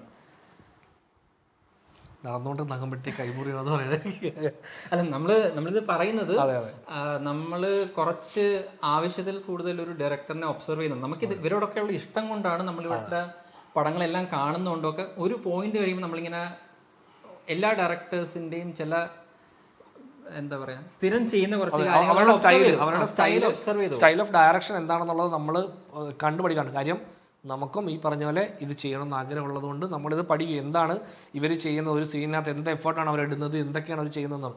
ബേസിക്കലി ഇപ്പം നമ്മൾ ഈ പറഞ്ഞ കാര്യങ്ങളൊന്നും ഇല്ലാതെ തന്നെ ഈ സിനിമ എൻജോയ് ചെയ്യാൻ നിങ്ങൾക്ക് പറ്റുമായിരിക്കും. നമുക്കും പറ്റാറുണ്ട്. അതിലൊരു പ്രശ്നമില്ല. ഇപ്പം നമ്മൾ ഈ പറഞ്ഞ ദൃശ്യം 1 ദൃശ്യം 2 ഇതുണ്ടെങ്കിലും നമ്മൾ പടം എൻജോയ് ചെയ്യാറുണ്ട്. ഇങ്ങനെ ഒബ്സർവ് ചെയ്യാത്തവർ പോലും പറയുന്ന ഒരു കംപ്ലൈന്റ് സീരിയൽ പോലെ ഇരിക്കുന്നു. അതിനൊരു പ്രധാന എലമെന്റ് ഇതാണ്. കാരണം ഈ സീരിയലിനകത്ത് നമ്മൾ ശ്രദ്ധിച്ചാൽ അറിയാം ഡയലോഗ് മാത്രമേ ഉള്ളൂ. അപ്പൊ ഒരു 8-10 ക്യാരക്ടേഴ്സ് ഒരു റൂമിൽ നിന്ന് സംസാരിക്കുകയാണെങ്കിൽ 5 പേരെ ഇവിടെ പിടിച്ചിരുത്തിയിട്ട് അവരുടെ ഒരു ഷോട്ട്, 5 പേരെ ഇവിടെ പിടിച്ചിരുത്തി അവരൊരു ഷോട്ട്, പിന്നെ ഓരോ ക്യാരക്ടേഴ്സിന്റെ റിയാക്ഷൻ ഷോട്ട് എടുക്കും. എന്നിട്ട് ഇതൊക്കെ കൂടി ഇന്റർ കട്ട് ചെയ്ത് ഇങ്ങനെ ലെങ്ത് വലിപ്പിക്കും. അങ്ങനെ ഒരു പ്രോസസ്സ് ഇതിനകത്ത്, അതേപോലൊരു പ്രോസസ്സ് ഇതിനകത്ത് കാണും. ഇപ്പൊ ചിലപ്പം ടെക്നിക്കലി അറിയാത്ത ഒരാളെ സംബന്ധിച്ച് എന്തുകൊണ്ട് എന്ന് പറയാൻ പറ്റത്തില്ല. അല്ല, ഇതുകൊണ്ടുള്ള ഇത് എന്തിനു ചെയ്യുന്നു ചോദിച്ചാൽ എനിക്ക് മനസ്സിലായത് വളരെ വേഗം സിനിമ ഷൂട്ട് ചെയ്ത് തീർക്കാൻ പറ്റും. ഒരു പ്രൊഡക്ഷൻ സ്റ്റാൻഡ് പോയിന്റിൽ നിന്ന് എക്സ്ട്രീംലി എഫക്റ്റീവ് ഡയറക്ടറാണ്. അതായത് ഇത് വളരെ കുറഞ്ഞ ഒരു ഡേറ്റ് പറഞ്ഞ ആ ദിവസം, ഇപ്പം ഒരു ദിവസം ഇത്ര ഷോട്ട് എടുക്കണമെങ്കിൽ ഇത് വളരെ എളുപ്പം എടുത്ത് തീർക്കാൻ പറ്റും.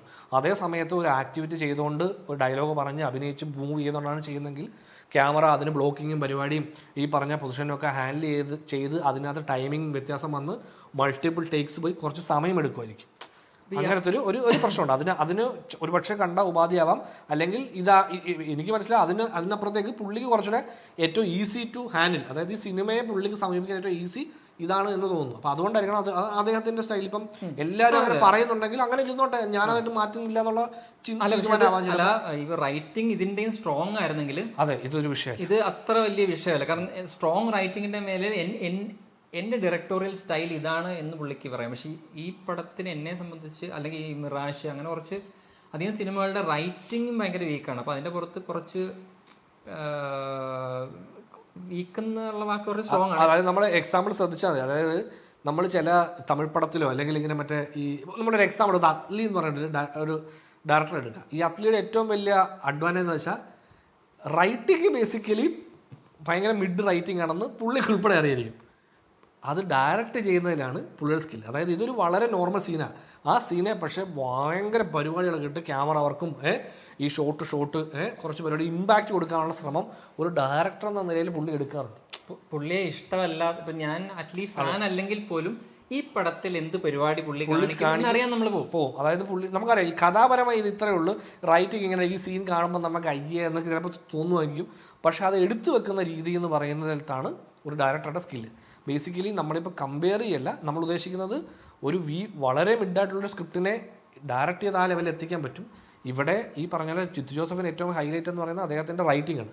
അപ്പോൾ അദ്ദേഹം ആ റൈറ്റിങ്ങിന് മാത്രമാണ് താൻ എഴുതിയ എന്താണോ പേപ്പറിൽ എഴുതിയത് അത് നല്ല പിന്നെ എന്നുള്ള ഒരു സംഭവം മാത്രമേ ഉള്ളൂ. അതിനകത്തൊരു ഡയറക്ടർ എഫേർട്ട് കുറച്ച് കുറവായിട്ട് നമുക്ക് എപ്പോഴും ഫീൽ ചെയ്യും. ആക്ടേഴ്സ്, അതായത് ഈ സിനിമയെ സംബന്ധിച്ച് ആക്ടേഴ്സിന്റെ ഭാഗത്തുനിന്ന് വലിയൊരു എഫേർട്ട് ഉണ്ടായിട്ടുണ്ട്. അതെ, അതായത് നമുക്ക് ഈ സിനിമ ഏറ്റവും കൂടുതൽ വാച്ചബിൾ ആക്കുന്നതിന് പ്രധാനപ്പെട്ട കാരണം ലാലേട്ടനാണ്. അതായത് നമ്മൾ ഈ പടത്തിന് ഏറ്റവും ശ്രദ്ധിച്ചാൽ മനസ്സിലായി ഏറ്റവും കൂടുതൽ സ്ക്രീൻ സ്പേസും പുള്ളിക്കാം. കാര്യം ഇതിന് മുമ്പുള്ള പടത്തിനെ അപേക്ഷിച്ച് നോക്കുമ്പോൾ ഇതിൽ വളരെയധികം സ്ക്രീൻ സ്പേസ് ഉണ്ട്. ഞാൻ ഷോട്ട് ലാലേട്ടന്റെ സീക്വൻസ് ആയിരിക്കും കൂടുതൽ. അതെ, ജോർജ് കുട്ടി എന്ന ക്യാരക്ടറിനെ എക്സ്പ്ലോർ ചെയ്തു എന്നാണ് പുള്ളി പറഞ്ഞതെങ്കിലും അങ്ങനെ ഫീൽ ചെയ്തില്ല. ബട്ട് ജോർജ് കുട്ടിക്ക് ഒരുപാട് സ്ക്രീൻ സ്പേസ് ഉണ്ട്. എനിക്ക് മറ്റേ നമ്മളെ ഫസ്റ്റ് പാർട്ടിനെ വെച്ച് നോക്കും. അല്ല, അതിനു മുമ്പ് വേറൊരു കാര്യം പറയട്ടെ. നമ്മുടെ ഈ അടുത്തിടയ്ക്ക് കണ്ടതിൽ എനിക്ക് ഒരുപാട് ഇഷ്ടപ്പെട്ട ഒരു ഡിറക്റ്റിംഗ്, അതായത് സ്റ്റേജിങ്, ബ്ലോക്കിങ്, ക്യാമറയുടെ വെക്കുന്നു, ഇത് ഭയങ്കരമായിട്ട് ഇഷ്ടപ്പെട്ടൊരു പടമാണ് മോഹിനിയാട്ടം അല്ലേ. അപ്പോൾ അതിൻ്റെ ഷോട്ട് എവിടെയാണ് ഈ ആക്ടിവിറ്റിക്ക് ക്യാമറ വെക്കേണ്ടത്, എന്ത് ലെൻസ് ചൂസ് ചെയ്തു ആ ആക്ടിവിറ്റി, അത് ഞാൻ ആദ്യം തിയേറ്ററിൽ കണ്ടപ്പോഴത്തേക്കും കഥയൊക്കെ എൻജോയ് ചെയ്തു. പക്ഷേ പിന്നെയും കാണുമ്പോഴത്തേക്കും അത് കണ്ടുകൊണ്ടിരിക്കാൻ പ്രേരിപ്പിക്കുന്ന വലിയൊരു എലമെൻറ്റ് അതിൻ്റെ ഡിറക്റ്റിംഗ് ആണ്. മറ്റേ ആ പുള്ളിയെ തട്ടത്തില്ലേ, അപ്പോൾ ആ സീക്വൻസ് മാത്രം, ആ ഒരു സീൻ എടുത്താൽ ചിലപ്പോൾ ഒരു വീക്കർ ഡയറക്ടറിൻ്റെ കയ്യിൽ അത് അത്ര ഇമ്പാക്റ്റ് ഉണ്ടാക്കത്തില്ല. പക്ഷേ ആ സീൻ ഡയറക്റ്റ് ചെയ്യുന്നത് ആദ്യം മുമ്പിൽ ക്യാമറ വെക്കുന്നു, പിന്നെ എഡിറ്റിൽ പുറത്ത് 2 ക്യാരക്ടേഴ്സ് ഇരിപ്പുണ്ട്, അങ്ങനെയുള്ള കുറച്ചധികം സംഭവങ്ങൾ. അതേ സമയത്ത് ആ ഫൈറ്റ് അവരെ പിടിക്കുന്ന സമയത്ത് മറ്റേ ഇത് ചെയ്തോണ്ടിരിക്കുക, തയ്ക്കുന്നു, അങ്ങനത്തെ. സോ എവിടെ ക്യാമറ വെച്ചാൽ ഇതൊക്കെ പെട്ടെന്ന് എസ്റ്റാബ്ലിഷ് ചെയ്യാം, ഇൻട്രസ്റ്റിംഗ് ആക്കാം, ഇങ്ങനെ കുറേ സംഭവങ്ങൾ ചിന്തിക്കും. അപ്പോൾ അതിന് അതേപോലെ സമയമെടുക്കും. പക്ഷേ നമുക്ക് ആ സീൻ കുറച്ചും കൂടെ രസമാക്കാം. അല്ലെങ്കിൽ അതിനകത്ത് ആക്ടിവിറ്റി വൈസ് ഗംഭീരമാണെങ്കിൽ റൈറ്റിംഗ് വൈസ് അങ്ങനെ ഭയങ്കര സംഗതികൾ ഇല്ല അതിനകത്ത് ഓൺ പേപ്പർ. പക്ഷേ ആക്ടിവിറ്റി വൈസ് കുറേ സംഭവങ്ങളുണ്ട്. ഈ പറയുന്ന ഡയറക്റ്റിംഗ് ആണ് അതിൻ്റെ ആ സീനിൻ്റെ ഭയങ്കര ഹൈലൈറ്റ് ആയിട്ട് എനിക്ക് തോന്നിയത്. എനിക്കതുപോലെ തന്നെ മറ്റ് ആക്ടേഴ്സിനും എല്ലാവരും അവരവരുടെ പെർഫോമൻസ് നീറ്റായിട്ട് ചെയ്തു എന്നുണ്ടെങ്കിലും ബാക്കി ക്യാരക്ടേഴ്സിനെ ഒന്നും എക്സ്പ്ലോർ ചെയ്യുന്നില്ല. ഇപ്പോൾ ഈ പറയുന്ന ലാലേട്ടനെ പോലും എക്സ്പ്ലോർ ചെയ്യാനായി ശ്രമിച്ചെന്ന് 1-2 ഇൻ്റർവ്യൂസിൽ പറഞ്ഞെങ്കിലും ഇപ്പോൾ ആദ്യ സിനിമയ്ക്കകത്ത് ഒരു പാവപ്പെട്ട വീട്ടിൽ നിന്ന് ഇങ്ങനൊരു പ്രശ്നത്തിൽ ചെന്ന് പെടുന്നു. ഇതിനകത്ത് ചുറ്റുവട്ടം ഭയങ്കര ഹൈ ആയി, എല്ലാ രീതിയിലും അഫ്ലുവൻ്റ് ആയിട്ടുള്ള ഒരാൾ സ്റ്റിൽ മറ്റേ ആ ജനലിലെ ഷോട്ട് പോലെ പുള്ളി ഇപ്പോഴും പെട്ട് കിടക്കുവാണ്. എവിടെയോ ആ പഴയ ആ ചെറിയ വീട്ടിൽ പെട്ട് കിടക്കാന്നുള്ള, ഈ വീട് മാറ്റിക്കൂടെ എന്നൊക്കെ മീനി വയ്ക്കുന്നുണ്ട്. പക്ഷേ ആ പഴയ വീട്ടിലെ ആ ജനലടികളിൽ പുള്ളി ഇപ്പോഴും പെട്ട് കിടക്കുവാണ്, അവിടെ നിന്നൊരു മോചനമില്ലാതെ. അപ്പം അങ്ങനെ ഉള്ള പരിപാടികൾ എനിക്ക് തോന്നുന്നു ഈ ഭരതനാട്യം മോഹിനിയാട്ടം പോലെ വേറൊരു ജോണറാണ് ഈ സീരീസിന്, വേറൊരു ജോണറൊക്കെ ചൂസ് ചെയ്ത് എക്സ്പ്ലോർ ചെയ്യാമെന്ന് തോന്നി. അതുപോലെ തന്നെ കുറച്ചധികം സബ്പ്ലോട്ട് പുള്ളി ഫസ്റ്റ് ഹാഫിൽ കൊണ്ടുവെക്കുന്നുണ്ട്. ബട്ട് എന്തോ ഈ ഫസ്റ്റ് ഹാഫ് സെക്കൻഡ് ഹാഫ് 2 കട്ട മുറി പോലെ ഇതിനെയൊക്കെ എന്താ പറയുക ഉപേക്ഷിക്കണം. ഇതിനെയൊക്കെ ഉപേക്ഷിച്ചിട്ട് നമുക്ക് ഈ ട്വിസ്റ്റിലേക്ക് എത്രയും പെട്ടെന്ന് എത്താം എന്നുള്ളൊരു ലൈനായിരുന്നു അത് ഇവർ 75% അങ്ങനെ തന്നെ ഒരു സ്ലോ പേസിൽ ഓടിയിട്ട് ഈ അവസാനത്തെ 25% കുറച്ചധികം ക്ലങ്കി ആയിട്ട് കൊണ്ട് നിർത്തിയത് പോലെ തോന്നി. കുറച്ച് പേര് എൻ്റെ അടുത്ത് പറഞ്ഞു ഇത് മനസ്സിലായില്ല, എന്തോ സംഭവിച്ചു, ജോർജ് കുട്ടിയുടെ ബുദ്ധിപരമായി രക്ഷപ്പെട്ടു. അതൊന്നുകൂടെ ആലോചിച്ചാൽ അത് കുറച്ച് മണ്ടൻ പരിപാടിയാണ്. അതായത് നമ്മളിത് വർക്ക് ആവണില്ലെന്ന് തോന്നും. പക്ഷെ ആ തിയേറ്ററിൽ ഇരിക്കുമ്പോൾ അത് തോന്നാത്ത രീതിയിൽ എഴുതി വെച്ചിട്ടുണ്ട്. അതെ അതെ, അത് അങ്ങനെ കാണുമ്പോൾ നമ്മളിങ്ങനെ തിയേറ്ററിൽ ആൾക്കാരുടെ ബഹളവും പരിപാടി എല്ലാം കൂടെ കാണുമ്പോഴത്തേക്കും നമുക്കിങ്ങനെ ഓക്കെ ഇത് പോസിബിൾ ആണല്ലോ എന്ന് തോന്നും. പക്ഷെ അത് ആലോചിച്ച് കഴിയുമ്പോൾ ഭയങ്കര മൊമെന്ററി, ഇപ്പൊ ഇതിരിക്കട്ടെ എന്നുള്ള ലൈൻ ഓഫ് റൈറ്റിംഗ്. അപ്പൊ അതിനകത്ത് പറ്റിയെന്താ വെച്ചാൽ ഈ ക്യാരക്ടേഴ്സിന്റെ ഒക്കെ ടോണലി ഭയങ്കരമായിട്ട് എല്ലാ ക്യാരക്ടേഴ്സും ദൃശ്യം സീരീസിലെ ക്യാരക്ടേഴ്സ് അല്ല, വേറെ ഏതോ സീരീസുകളിലെ കഥാപാത്രങ്ങൾ ഇവിടെ വന്ന് പെർഫോം ചെയ്യുന്ന ഒരു ഫീലായിരുന്നു സെക്കൻഡ് ഹാഫിൽ. അതായത് എനിക്ക് ബെൻസ് വരുന്നു, സിദ്ദിഖ് മറ്റേ നമ്മുടെ തുടരുമില്ലേ ചില സീക്വൻസിൽ ആക്ച്വലി ബെൻസ് എന്ത് വരുന്നു. മറ്റേ സിദ്ദിഖാണ് വേറെ പഴയ പടങ്ങളിലെ ഒരു വില്ലൻ അതെ അതെ സിദ്ദിഖിന്റെ ആക്ച്വലി എനിക്ക് ഭയങ്കര അത് എനിക്ക് ബേസിക്കലി ഭയങ്കര ഇതായിട്ട് തോന്നിയത്. ഓക്കെ, അതിന് പുള്ളി എഴുതി വെച്ചിരിക്കുന്ന എലമെന്റ് എന്ന് വെച്ചാൽ വൈഫ് ഇപ്പം, അതായത് ഗീതാ പ്രഭാകർ ഇപ്പോൾ കോമയിലല്ല, പുള്ളിക്കാരി ഡിപ്രഷനിലാണ്. പക്ഷെ പുള്ളിക്കാരി കാണിക്കുമ്പോൾ നമ്മുടെ വാരണാസിയിൽ രാജുവായിട്ട് ഇരിക്കുന്ന പോലെ ഒരു ചെയറിൽ പുള്ളിക്കാരി ഇരിക്കും. പക്ഷെ ഞാനാദ്യം കണ്ടപ്പോൾ വിചാരിച്ച പുള്ളിക്കാരിക്ക് എന്ത് പറ്റി, പെട്ടെന്ന് ഇങ്ങനെ കോമയിലായി പോയോ, അതെന്താ പറ്റിയെന്ന് ഞാൻ അത് പെട്ടെന്നൊരു അത് ഈ സഡൻ ഡെവലപ്മെന്റ്. അതായത് നമ്മൾ എമ്പുരാനില് നമ്മളുടെ റിവ്യൂവിനകത്ത് ഇല്ലെങ്കിൽ കൂടി ഒരുപാട് പേര് പറഞ്ഞൊരു സാധനമാണ് ഈ ടോവിനോയുടെ ക്യാരക്ടർ ജമ്പ്. പെട്ടെന്നാണല്ലോ പുള്ളി പെട്ടെന്ന് വില്ലനായി മാറുന്നത്. അപ്പൊ അതേപോലൊരു സംഭവമാണ്. ഈ പടം തുടങ്ങുമ്പോഴത്തേക്കും ഒരു ക്യാരക്ടർ ഇങ്ങനെയാണ്. അതെ അതെ, പുള്ളിക്കാരി ഭയങ്കര ഡിപ്രഷനിലാണ് ഇപ്പോൾ എന്നുള്ള ലൈനാണ്. പക്ഷെ ഞാൻ ആദ്യം വിചാരിച്ചു പുള്ളിക്കാരി കോമയിലാണ്. കാരണം ഈ ആദ്യം കാണിക്കുമ്പോൾ പുള്ളിക്കാരി ഇങ്ങനെ രീതിയിൽ ഇങ്ങനെ ഇരിക്കുക, ഇങ്ങനെ അനക്കമൊന്നും ഇല്ലാതെ, ഒരു ഭാവം ഇല്ലാതെ. ഞാൻ വിചാരിച്ചു കോമയിലായി. അപ്പോൾ ഞാൻ വിചാരിച്ചു കോമയിലാവൻ എന്താ കാര്യം. പിന്നീട് മനസ്സിലായത് കോമയിലല്ല, ഡിപ്രഷനാണെന്ന് അവർ പറയുന്നുണ്ട്.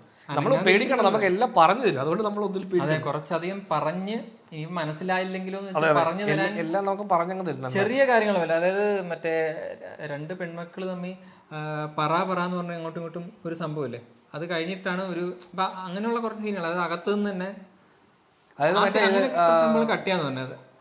എനിക്ക് ബേസിക്കലി ഫസ്റ്റ് ഹാഫ് കണ്ടുകൊണ്ട് നമ്മൾ ഈ കുറെ, അതായത് ഈ അമ്മയും മക്കളും തമ്മിലുള്ള കോൺവെർസേഷനൊക്കെ ഭയങ്കര ശോകമായിരുന്നു. അതായത് ആ ഡയലോഗ്സ് ഭയങ്കര ശോകം. ഞാനിത് ആലോചിച്ചത് എങ്ങനെയാണിത്. അത് ഇമ്മീഡിയറ്റ്ലി എനിക്ക് ഫസ്റ്റ് ഹാഫിൽ ഈ സംഭവം നടക്കുന്നതിന് മുമ്പുള്ള അമ്മയും മക്കളും ഇല്ല, ആ ഒരു മൈൻഡ് സെറ്റിലാണ് ഇവർ സംസാരിക്കുന്നതെന്ന് തോന്നി. അതായത്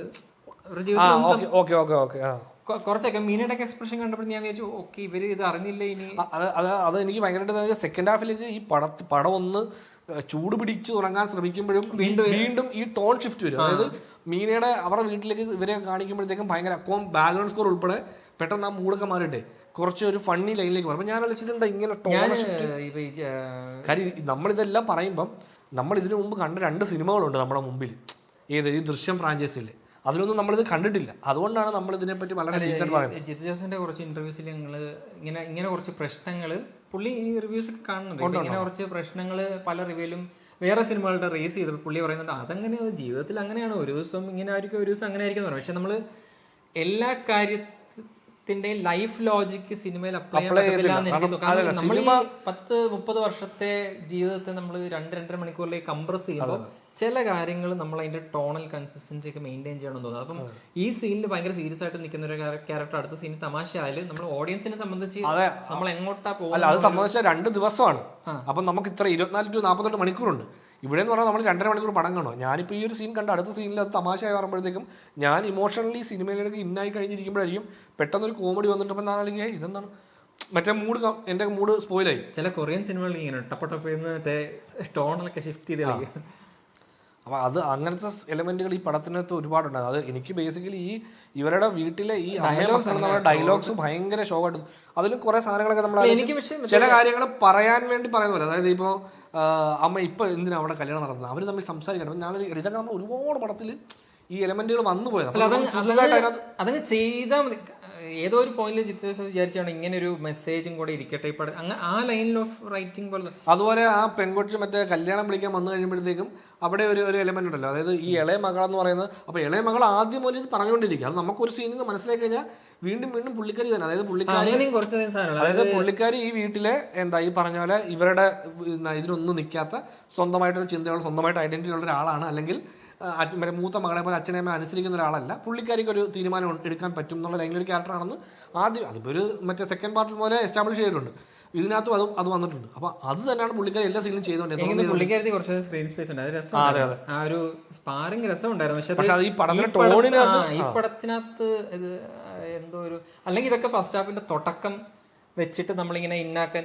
ഞാൻ സെക്കൻഡ് ഹാഫിലെ പല കാര്യങ്ങളും കണ്ടപ്പോൾ ഇതൊക്കെ എടുത്ത് ഫസ്റ്റ് ഹാഫ് ഇട്ടുകൂടെ നമുക്ക് ചില തോന്നിയായിരുന്നു. ചില സീക്വൻസുകൾ കാണുമ്പോൾ ഇതൊന്നും ഇവിടെ വന്നിരിക്കുന്നത് കുറച്ചുകൂടെ നേരത്തെ വന്നിരുന്ന് നന്നായിരുന്നേനെ എന്ന് എനിക്ക് തോന്നി. അതുപോലെ മറ്റേ സ്ഥിരം എല്ലാ ദിവസവും രാവിലെ ഒരു ആള് വരും, ആരാ ബ്രോക്കർ വരും. അത് കുറേ നേരം റിപ്പീറ്റ് ആവും. നമുക്കിത് റിപ്പീറ്റ് ചെയ്യുമ്പോൾ അറിയാം എടാ ഇത് മറ്റേ വേറൊരു ബ്രോക്കറല്ല, പുള്ളിക്കൊരു പരിപാടിയുണ്ട്, പുള്ളിക്കൊരു സാധനം വെച്ചിട്ടുണ്ട്, നമുക്കറിയാം. അപ്പൊ അതുകൊണ്ട് തന്നെ അവര് ആ റിവ്യൂലൊക്കെ വരുമ്പോഴത്തേക്ക് നമുക്ക് ഓക്കെ കൂൾ. അത് പറഞ്ഞപ്പോഴാണ്, അതായത് എനിക്ക് തോന്നുന്നു ഈ സിനിമയ്ക്കകത്ത് ജിത്തു ജോസഫിന് പ്രേക്ഷകനെ കൺവിൻസിംഗ്ലി ഡൈവേർട്ട് ചെയ്യാൻ പറ്റിയിട്ടില്ല. അതെ അതെ. അതായത് നമ്മള് എങ്ങോട്ടാണ് പോകുന്നത് അങ്ങനെ തന്നെ കഥ പോകുമ്പോഴത്തേക്കും നമ്മൾക്ക് ആ സർപ്രൈസ്, അതായത് നമ്മളെ മറ്റേ ആക്ച്വലി മിസ്ലീഡ് ചെയ്യിക്കാൻ വേണ്ടി പറ്റിയിട്ടില്ല. അതിനുള്ള ശ്രമങ്ങൾ നടത്താൻ വേണ്ടിയായിരിക്കണം പല ക്യാരക്ടേഴ്സിനെ ഉപയോഗിച്ചിരിക്കുന്നത്. പക്ഷെ അത് ഒരു അൺഫിനിഷ്ഡ് സെക്കൻഡ് ഹാഫിന്റെ ഒരു ഫീൽ ഉണ്ട്. അതായത് ഇത് ഫുള്ളി കുക്ക്ഡ് ആയില്ല. എനിക്ക് തോന്നുന്നു ഒരു തവണ നമ്മുടെ പുള്ളി ഇരുന്നാല് ഇതിന്റെ ഒരു സ്മൂത്തർ വേർഷൻ. കാരണം ഈ ഫസ്റ്റ് ഹാഫിൽ ഒരുപാട് സപ്ലോട്ട്സ് നേരത്തെ പറഞ്ഞില്ല. അത് ഒന്നെന്ന് പറയുന്നത് ഇവരെ കുറിച്ച് അന്വേഷിക്കുന്ന ഒരു ജേർണലിസ്റ്റ്, ആ കഥാപാത്രത്തിനെ കൊണ്ടുവന്ന് ആ കഥാപാത്രം ആക്ച്വലി ഒരു വേർതി ഒപ്പോണന്റ് എന്ന് പറയുന്നില്ല, പക്ഷെ ഒരു നമ്മുടെ ഗോവിന്ദകുട്ടിയല്ലേ ജോർജ് കുട്ടിക്ക് ഭയക്കാനും മാത്രം. അതായത് ജോർജ് കുട്ടിയുടെ ഒരു ഡിവേർഷനാണ് ഇവരെന്ത് ചെയ്യും എന്നുള്ളത്. അങ്ങനെ ഒരു മൾട്ടിപ്പിൾ ഡിവേർഷൻസ് ആണ് ഇനി ഉണ്ടാകുന്നത്. നേരത്തെ എന്ന് പറഞ്ഞാൽ ഒരു പോലീസുകാരനെ മാത്രം നോക്കിയാൽ മതി എന്ന് പറയുന്നത് ഇപ്രാവശ്യം ഒരു ജേർണലിസ്റ്റ് അന്വേഷിക്കുന്നുണ്ട്. പിന്നെ സോഷ്യൽ മീഡിയയിൽ സ്ഥിരം ഇവരെക്കുറിച്ച് അന്വേഷണം, ആ സോഷ്യൽ മീഡിയ എലമെന്റ് മിസ്സിംഗ് ആണ്. പിന്നെ ഈ ഫസ്റ്റ് 2 പാർട്ടിലുള്ള രാജാക്കാടെന്ന സ്ഥലം അത് മൊത്തത്തിൽ ഈ പടത്തിൽ മിസ്സിംഗ് ആയിട്ട് തോന്നി. വേറെ ആരും ഇല്ല ഈ പടത്തിൽ. അതെ അതെ. ഫസ്റ്റ് ഹാഫിലെ മറ്റേ എന്തായിരുന്നു മറ്റേ ചായക്കട, അതെ അതെ, അവിടുത്തെ ആളുകൾ. ഇപ്പൊ ഈ ചായക്കടയുടെ ഒരു പ്രത്യേകത എന്ന് പറഞ്ഞാൽ ഈ നാട്ടിൽ ഇപ്പൊ എന്താ ചർച്ച എന്ന് അറിയാൻ വേണ്ടി പുള്ളി പോയി ചായ കുടിച്ചിരിക്കുന്ന സ്ഥലമായിരുന്നു നേരത്തെ. അപ്പം അത് കംപ്ലീറ്റ്ലി മിസ്സിംഗ് ആണ്. ഇപ്പോഴും പോയി ചായ കുടിച്ചിരിക്കണമെന്നുള്ളതല്ല നമ്മുടെ അല്ല, ഞാൻ പറയുന്നത് ഒരു നമ്മൾ കണ്ട വേൾഡില് പല ആൾക്കാരും നമുക്ക് ഇന്ന് ദൃശ്യം വേൾഡിൽ നിന്ന് നമ്മൾക്ക് ഒരുപാട് മാറിയ പോലെ മാറി താമസിക്കുന്ന ഒരു ഫീലാണ്. അതെ അതെ, ഇവര് വേറെ അങ്ങോട്ടോ മാറി. ആ മറ്റേ വാഴത്തോപ്പും വീടും ഒക്കെ ഓക്കെ, ബട്ട് വേറൊന്നും ദൃശ്യം യൂണിവേഴ്സിൽ നിന്ന് എടുക്കാത്തൊരു ഫീൽ ഉണ്ടായിരുന്നു. പിന്നെ എനിക്ക് ഇൻട്രസ്റ്റിംഗ് ആയി തോന്നിയ ഒരു സബ്പ്ലോട്ടാണ്, വേറെ എത്ര പേർക്ക് തോന്നിയെന്ന് അറിയത്തില്ല. ഈ മൂത്ത മകൾക്കൊരു സെക്ഷുവൽ അവേർഷൻ എന്ന് പറയുന്ന ഒരു സംഭവം അവർ ഇൻട്രൊഡ്യൂസ് ചെയ്ത് നോക്കും. ഡോക്ടർ ഐ വിൽ എക്സ്പ്ലെയിൻ എന്നൊക്കെ പറഞ്ഞ് ഞാൻ വിചാരിച്ചു ഇത് വെച്ച് എന്തോ പരിപാടി ഉണ്ടെന്ന്. പക്ഷേ ഇപ്പം ആലോചിക്കും ആ സീൻ എന്തിനായിരുന്നൊരു, ബിക്കോസ് അത് എനിക്ക് തോന്നിയത് ഈ ജോർജ് കുട്ടിയെ എക്സ്പ്ലോർ ചെയ്യുന്നതിൽ കൂടുതൽ ആ കഥാപാത്രത്തിനെ എക്സ്പ്ലോർ ചെയ്യാൻ ഭയങ്കര സ്കോപ്പുണ്ട് ഇതിനകത്ത്. അതിങ്ങനെ ഒരു 4 പേര് ഉള്ളതുകൊണ്ട് ഈ ഫ്രെയിം നല്ലതാണ് അതുകൊണ്ട് വന്ന് നിന്നു എന്നൊരു ലൈനിൽ ആ കഥാപാത്രം ഇല്ലാതായി. അവരോട് ഈ പ്ലോട്ട് പോകുന്ന മൊത്തം ആ കുട്ടിയുടെ കല്യാണത്തെ ബേസ് ചെയ്താണെങ്കിൽ പോലും ആ കുട്ടിയുടെ ഒരു അഭിപ്രായം, ആ കുട്ടിയുടെ മാനസിക നില, ഇതൊക്കെ അൺഎക്സ്പ്ലോർഡാണ്. അപ്പം എന്നെ സംബന്ധിച്ച് അതിന് സ്കോപ്പ് ഉണ്ടായിരുന്നു, അതിനുള്ള സെറ്റിംഗ് ഉണ്ടായിരുന്നു. അതാ ഞാൻ പറഞ്ഞു, ഈ ഫസ്റ്റ് ഹാഫിൽ പുള്ളി എഴുതിക്കൊണ്ടിരിക്കുമ്പോൾ എന്തൊക്കെയോ സെറ്റ് ചെയ്യണമെന്നുണ്ടായിരുന്നു. ഈ ഡോക്ടർ വന്നു, ഡോക്ടറിനും ഡോക്ടറാണ്. അപ്പം ഞാൻ വിചാരിച്ചു ഇതൊക്കെ ഇങ്ങനെ പറയുമ്പോഴത്തേക്കും ഈ ജിത്തു ദിവസം ആയതുകൊണ്ട് ഞാനിതൊക്കെ ഇങ്ങനെ ശ്രദ്ധിച്ചിരിക്കുക. ഓ പെൺമകളാണ്, അപ്പോൾ എന്തോ ഡോക്ടർക്ക് എന്താണ് പരിപാടി, അതെ ഇത് എന്താണ് ഇതിന്റെ പരിപാടി എന്നൊക്കെ ചിന്തിക്കണം. അല്ല എല്ലാവർക്കും, അതായത് ഇപ്പൊ ഈ പറയുന്ന നമ്മൾ ഈ ഫസ്റ്റ് ഹാഫിന്റെ എൻഡിങ്ങിൽ റിവീൽ ചെയ്യുന്ന കഥാപാത്രത്തിന് പോലും ഫീമെയിൽ ഡോക്ടറാണ്. അതേപ്പം ഈ മകൾ എന്ന ക്യാരക്ടറാണ് എല്ലാവർക്കും ഉള്ളത്. അതായത് ഇപ്പൊ നമ്മള് ആക്ച്വലി പറയുന്ന ഈ റിവീൽ ചെയ്യുന്ന ക്യാരക്ടർ സഹദേവനാണ്. അതായത് സഹദേവൻ തിരിച്ചു വരികയാണ്. അതെ, സഹദേവൻ പണ്ട് ഇത് വാസ്തവമാണ്. സഹദേവൻ കുറച്ച് പ്രായമായപ്പോൾ കുറച്ച് മുടിയൊക്കെ എക്സ്ട്രാ മുടിയൊക്കെ വിറ്റ് ചെയ്ത് ഞാനത് കണ്ടപ്പോൾ ആലോചിച്ചു പുള്ളിയുടെ ലുക്കിൽ ഭയങ്കര അവർക്ക് എന്തെങ്കിലും വെറൈറ്റി കൊണ്ടുവരണം എന്നുണ്ടായിരുന്നു. ബട്ട് എനിക്ക് തോന്നുന്നു അവർ എടുത്ത ഡിസിഷൻ ചെങ്കണ്ണാണ്. ബട്ട് അത് എന്തോ ഒരു അതുപോലെ മറ്റേ ഹെയറിന്റെ ഒക്കെ മറ്റേ ഇത് കണ്ടപ്പം മറ്റേ സഹദേവന് കുറെ കൂടെ കഷണ്ടി ഉണ്ടായിരുന്ന ഒരാളായിരുന്നു. ഇതിനകത്ത് അത് അത്ര ഇല്ലാത്ത ഒരു ഫിലിം. അപ്പോൾ ഞാൻ ആലോചിച്ചു ഇതെങ്ങനെ മാച്ച് ചെയ്യുന്നില്ലല്ലോ, ഒരു എന്തോ ഒരു പ്രത്യേകത ഉള്ള പോലത്തെ ഒരു ഫീൽ ഉണ്ടായിരുന്നു എനിക്ക്. അപ്പോൾ ആക്ച്വലി വീണ നന്ദകുമാർ ആ റിവീൽ കഴിയുമ്പോൾ പുള്ളിക്കാരത്തെ ഒരു ബക്കറ്റ് എടുത്തോണ്ട് പോകുന്നു. പിന്നെ നമ്മൾ മാഞ്ഞുപോയി. അപ്പം ആ ജേർണലിസം അവിടം വരെ ഉള്ളൂ. അതായത് അവരുടെ ഉദ്ദേശം ആ ക്യാരക്ടറിലൂടെ നമ്മൾ ഇങ്ങനെ ഒരു റിവീൽ കൊടുക്കുന്നു. അത് ആ ഒരൊറ്റ പർപ്പസിന് വേണ്ടി എടുത്തിരിക്കുന്നത്. ഈ പറയുന്ന പോലെ മറ്റേ ഈ സെക്ഷൽ അവേർഷൻ ആ സാധനം എനിക്ക് തോന്നുന്നു അത് എക്സ്പ്ലോർ ചെയ്യേണ്ടതായിരുന്നു. പ്രത്യേകിച്ച് ആ മൂത്തയാളുടെ അഞ്ജു എന്ന ക്യാരക്ടറിന്റെ ഇപ്പോഴത്തെ സൈക്കി അതിനുള്ള എല്ലാ എലമെന്റ്സും ചുറ്റും കൊണ്ടുവന്നു. ഒരു ഡോക്ടറെ കൊണ്ടുവന്നു, പുള്ളിക്കാരത്ത് ഇങ്ങനൊരു കേസ് ഉണ്ടാവാം എന്ന് ചുമ്മാ പറഞ്ഞു വെക്കുന്ന ആ ലാസ്റ്റിലത്തെ ട്വിസ്റ്റിന് വേണ്ടിയിട്ടാണെങ്കിൽ കൂടിയും ഇത് ഇപ്പം പറഞ്ഞതിൽ കൂടുതൽ എക്സ്പ്ലോർ ചെയ്യാനും തോന്നി. അതുപോലെ ആ 2 സിസ്റ്റേഴ്സിന് കുറച്ചും കൂടെ വേറൊരു ഇതിനു മുമ്പ് ഉള്ള പടങ്ങളിൽ എക്സ്പ്ലോർ ചെയ്യാത്ത ക്യാരക്ടേഴ്സിനെ തന്നെ അത് എക്സ്പ്ലോർ ചെയ്യും. ജോർജ് കുട്ടി മാറി നിന്നിരുന്നെങ്കിൽ ലാസ്റ്റ് ഈ ട്വിസ്റ്റ് കഴിയുമ്പോൾ നമ്മൾ കുറച്ച് ഡിവേർട്ടഡ് ആവും. മറ്റ് ക്യാരക്ടേഴ്സിൻ്റെ പുറകെ നമ്മൾ പോയിരുന്നെങ്കിൽ എനിക്ക് തോന്നുന്നു ജോർജ് കുട്ടി ലാസ്റ്റ് വന്നിട്ട് ഇതൊക്കെ സോൾവ് ചെയ്യുമ്പം കുറച്ചുകൂടെ നമ്മൾ ഡിവേർട്ടഡ് ആവും. ഇതിപ്പോൾ നമ്മൾ ഫുൾ ടൈം ജോർജ് കുട്ടിയുടെ കൂടെയാണ്, ട്വിസ്റ്റിലും ജോർജ് കുട്ടിയുടെ കൂടെ. അപ്പോൾ എനിക്കിങ്ങനെ ഭയങ്കര ഒരു എന്താ എന്നെ പറ്റിച്ചല്ലോ സിനിമ എന്നുള്ളൊരു ഫീല് വന്നില്ല. അതെ, നമ്മളിങ്ങനെ ഇത് അതുകൊണ്ടാണ് ഈ എക്സൈറ്റ്മെന്റ് ഇല്ലാത്തത്. അതായത് ജോർജ് കുട്ടി ഇത് ചെയ്യുന്നുള്ള ഓക്കെ, ഇങ്ങനെ നമ്മൾ എക്സ്പെക്ട് ചെയ്തിരിക്കുന്ന ഈ ഇതുണ്ടല്ലോ ട്രോപ്സ്, എന്താ പറയാ, സ്ക്രീൻ പ്ലേയിലുള്ള എലമെന്റുകൾ കഴിഞ്ഞ പടങ്ങളൊക്കെ റിവീൽ അതെ. ഇതിൽ പുള്ളിയുടെ ഒരു ആക്ട് ഉണ്ട്.